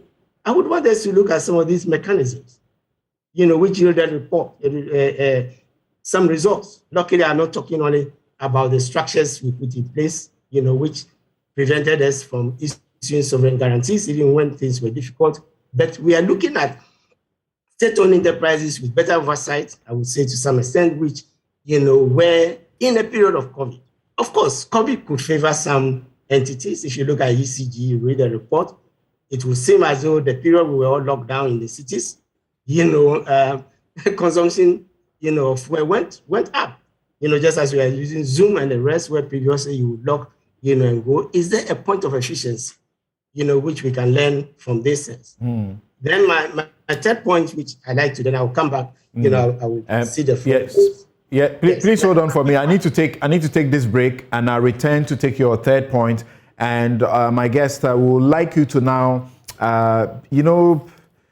the elephant in the room. It appears that this matter is being brought up, including by those in charge at the helm, so that we can facilitate a certain acceptance by the citizens for further privatization of some of these entities. But why not? If all they do, even those that are supposed to make profits, never really are making profits. And the question that some people have been asking is, for example, how does a GMPC say it has made losses? And they are asking, in 2019, there was this memo that came out in the public about sponsorship donations that they were making, 400,000 for preparation of Damba Festival by the Dagbon State, 20th anniversary of the Ochehene, there was of 500,000 going into that, GJA 50,000, Ghana Boxing Association 30,000 US dollars, the Rebecca Foundation 120,000, IOCO 550,000. People are saying they are not justified to claim that they have made a loss. We'll be right back.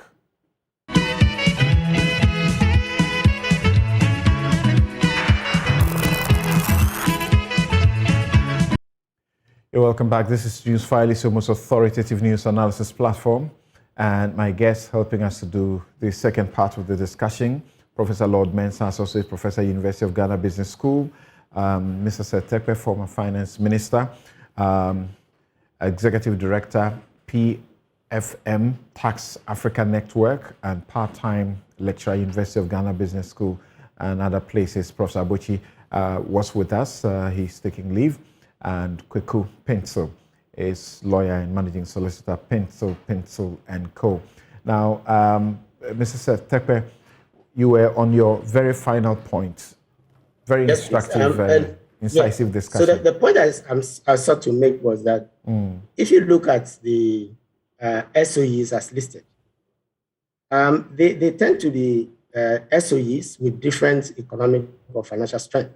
So some of them can borrow, they can make profit on their own balance sheet. I would say that, we should separate those, from, let me give you a specific example that came up, when we were looking at this classification. GBC, we are told it's a public interest, radio station. Do we therefore need to change the law to recognize that fact, right? And then there are issues like double counting, ESLA PLC, the liabilities and the assets that are there are the same as if you read, the same as the energy sector. What is weighing down, VRA and the rest. So why do we want to do that kind of duplication? And in any case, it was supposed to cease in 3 to 5 years, unless we want the tax to remain, then we cannot, do this. So in essence, what I'm saying is the cost of finance is cost of operations. And if an SOE cannot cover the commercial elements, and I put emphasis on the commercial or quasi-commercial elements for which they are established, then there is room, for that, entity to be probably reclassified. so that we know that it is on the balance sheet, and is going to get government subsidy. Okay. Then there are those in between. I see agencies and the rest, whose objective is clearly not to make profit, right? And so if we do this separation, I'm talking in terms of looking at the report, and suggesting, it's not just criticism, but also suggesting enhancements, which was what we sought to do with the self-financing. I think that we'll be in a position. Yeah, so by the classifications that you make, in a minute, if you can tell us this, are there some of these SOEs that you will vote for, letting them into private hands? Into private hands, we need to prepare them before you can market them. Otherwise, the state will just be giving away. Mind you, many of these entities have assets, substantive assets, they may be making liabilities. So we need to prepare them, for the markets. But I would, or what we sought to do through our policy is definitely not to issue sovereign guarantee, for the GNPCs, Cocoa Board, which is borrowing on its own. This card, VRA was sound. In fact, VRA, through the waterfall, was going to pay for the ESLA loan that was, used to finance. So that's the sort of first step I would make before you think about. Let's go to Professor Lord Mensah, and thanks again for your patience. I need to plead for Professor Kofi Abochi. He had to take leave of us. Now, from the diagnosis that you make, what should we be doing? Professor Kofi Abochi is still with us? Okay, thank you very much. We had lost him, and my understanding was that he had to leave us. So, Professor Lord Mensah, the question is, what do we go from here? We continue to complain and talk about the issues that bedevil these entities. What do we do? Should privatization be the only way out? Right. Thank you very much, Samson, for coming back to me. Privatization for me shouldn't be the only way out because there is an economic reason, social reason why we need to keep some of these entities at our developmental stage. But then all the structures that the state-owned institutions need to make them perform are in existence. Let's take, for instance, internal audit and external audit of these institutions. At least for once, the report that we are discussing now, as it is out and we are discussing it, is a step in the right direction. So if you're a manager in any of these institutions and it turns up that you are not doing well, you're creating losses, taking on liabilities, which cannot be able to create assets that can finance those liabilities, then it don't make sense to be a manager or CEO in that regard, taking 5-figure salaries. And so effectively, it's a step in the right direction. What we are doing now, as we discussed, this report. Auditors, we have internal auditors and external auditors. The question is, do we follow the auditor's report? Because we've been talking about streams of losses over the years. Over the years, I presume that whoever is auditing, be it internal, external, might have highlighted some of these losses to the state-owned institutions. What are the measures do they put in place? So I think we need to, follow up. Then again, whether, COVID has come to expose us or not, I believe that COVID has rather come to strengthen the need for corporate governance framework for some of these, institutions. And I presume some of the COVID measures were channeled through some of these state-owned institutions. And as a result of that, that is why we're incurring those huge direct costs. Who should be spearheading, superintending this, reforms and changes that you are looking at? We have set up a SIGA, a whole different government entity to oversight these. And then we have appointed a minister in addition to that. Yeah, fantastic. See, as to how we function, that's why I mentioned earlier that the structures are in existence. Let's go to Parliament and ask how many of the minority membership in Parliament are on boards of state-owned institutions as we speak now. You realize that none of them. And effectively, if you want a diverse view on boards, I think we should, bring in, the minority in the board composition rather than looking at one side, which is the majority only on, board. So effectively, these are some of the things we may have to look at. Because, most of the research that I've looked at, the MPs are generally supposed to oversight these institutions. If you are saying Exactly. that the MPs should be on boards, how are they going to oversight institutions on which they serve? But that is more or less one-sided as we speak now. So effectively, those oversight responsibilities are mostly one-sided. But then I'm looking at diverse board, which will robe in, different people, not necessarily those in government, so that we can get diverse views when it comes to decision making. So MPs should not be there at all. Come again? MPs should not be on these boards at all. Well, state-owned institutions are, the owners are the citizens of this country. You can look beyond just the parliament. There are several people that you can call in to come and help when it comes to decision making. So okay. we don't form boards based on celebrity standards and based on what do you call it? Who matters in the society. Right.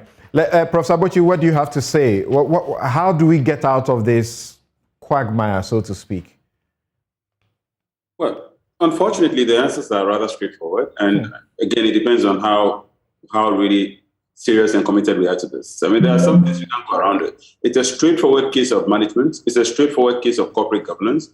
I'm aware that the World Bank has been trying, a few years ago, trying to lead conversations in that area to get state-owned enterprises to actually practice the principles of corporate governance, good principles of the rational use of resources, good principles of management, ensuring that the structures of governance in the company are working, ensuring that proper control systems are adhered to, ensuring that we depoliticize the entire framework and processes of these entities that fundamentally, even if social, must operate with basic commercial principles in mind. Do you have hope that we can get to having good corporate governance systems in these entities when, if it is left the way it is now, where the politicians have to fill these boards? And often we know how they do it. It's patronage. How much have you contributed to the party? Who is here? Who has done this for the party? They put them there. They don't need any expertise. It's not like where there's an advertisement and then you screen the best of the best. Thompson, the problem is that the problems of our constitutional system as we have today, they are intricate and they are interwoven. What you just mentioned, which I alluded to earlier, about the question of political compensation. Look, until we address some of these fundamental and foundational issues, political compensation, when people work for parties, they expect returns when they come to power. If we don't address that, the issue of who goes on the board, the issues of who gets appointed to run these entities. Then we may have to look at political financing. Of course. Right. Exactly the point. They're intricate interwoven. So if we make pieces and he who pays the piper calls the tune. Well, unfortunately. Or you call it. But I'd like to touch on the question of the MPs on boards. The MPs on boards is a major problematic thing. And I do hope that moving forward, our presidents will look at that. Right. MPs are supposed to provide oversight for these entities. Okay. And the person providing the oversight is also on the board. And by the time you come to Parliament, so as it were, report on the stewardship, the one providing oversight essentially is there to help you mop up. I mean, essentially it's help you mop up. In some 30 seconds, do you vote for our rush to privatize quickly? We are always, that's the way to solve it, just privatize it. Our experience from divestiture over the years, especially with the Diversity Implementation Committee, and questions about related party interest, and questions about political interest that have ultimately hijacked the process. Our experience with diversity implementation over the years doesn't give me so much confidence in the privatization process. Yeah, sure. What's wrong with us? Yes, Koku. So how do we go around it? What are some of the solutions you also proffer if they have not, exhausted them? I was sitting listening to them. I was just looking at the laws that really come to my mind. For instance, we've got a Public Procurement Act. Right. We've got a Public Financial Management Act. We've got the Auditor General's report that goes to the Public Accounts Committee every year. We've got the Public-Private Partnership Act. All of these laws have been structured in such a way that if indeed our state-owned enterprises were to work within the framework of these laws, they would indeed cut out almost all these losses that we're talking about. But because essentially the state controls all of these institutions and, of course, the people who run these things.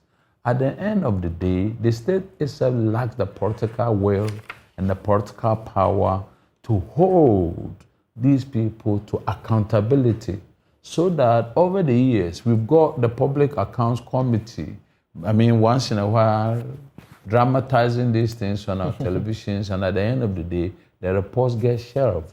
It's about time that somebody took these reports and set out what is clearly in private pockets and efforts and attempts to retrieve these things and prosecute them. But it's very regrettable that somehow, for some reason, governments come and after some 1 or 2 show trials, everything ends. That is what feeds the impunity. Yeah. That's what makes people who sit in these places. I'm like my learned friend was talking about. If you put an MP on a public board, quite naturally, he becomes part of the canker. And of course, if they were making successes, the same way we refer to them. But since it is now a matter of record that all we know is to make losses with public bodies and institutions, it's about time, and the laws are already there. I will emphasize this business of making use of the Auditor General's report. And if people will be held accountable, at least it would put a check on accountability. And there's a portion that you talk about that's also very interesting, and we need to pay attention to when people are being accused or suspected and they're supposed to be taken to trial. Once it belongs to this other party, they say, everybody is a saint. Don't touch them. How do you run a country like that? Yes, Mr. Setekwe, you wanted to wrap up in a minute.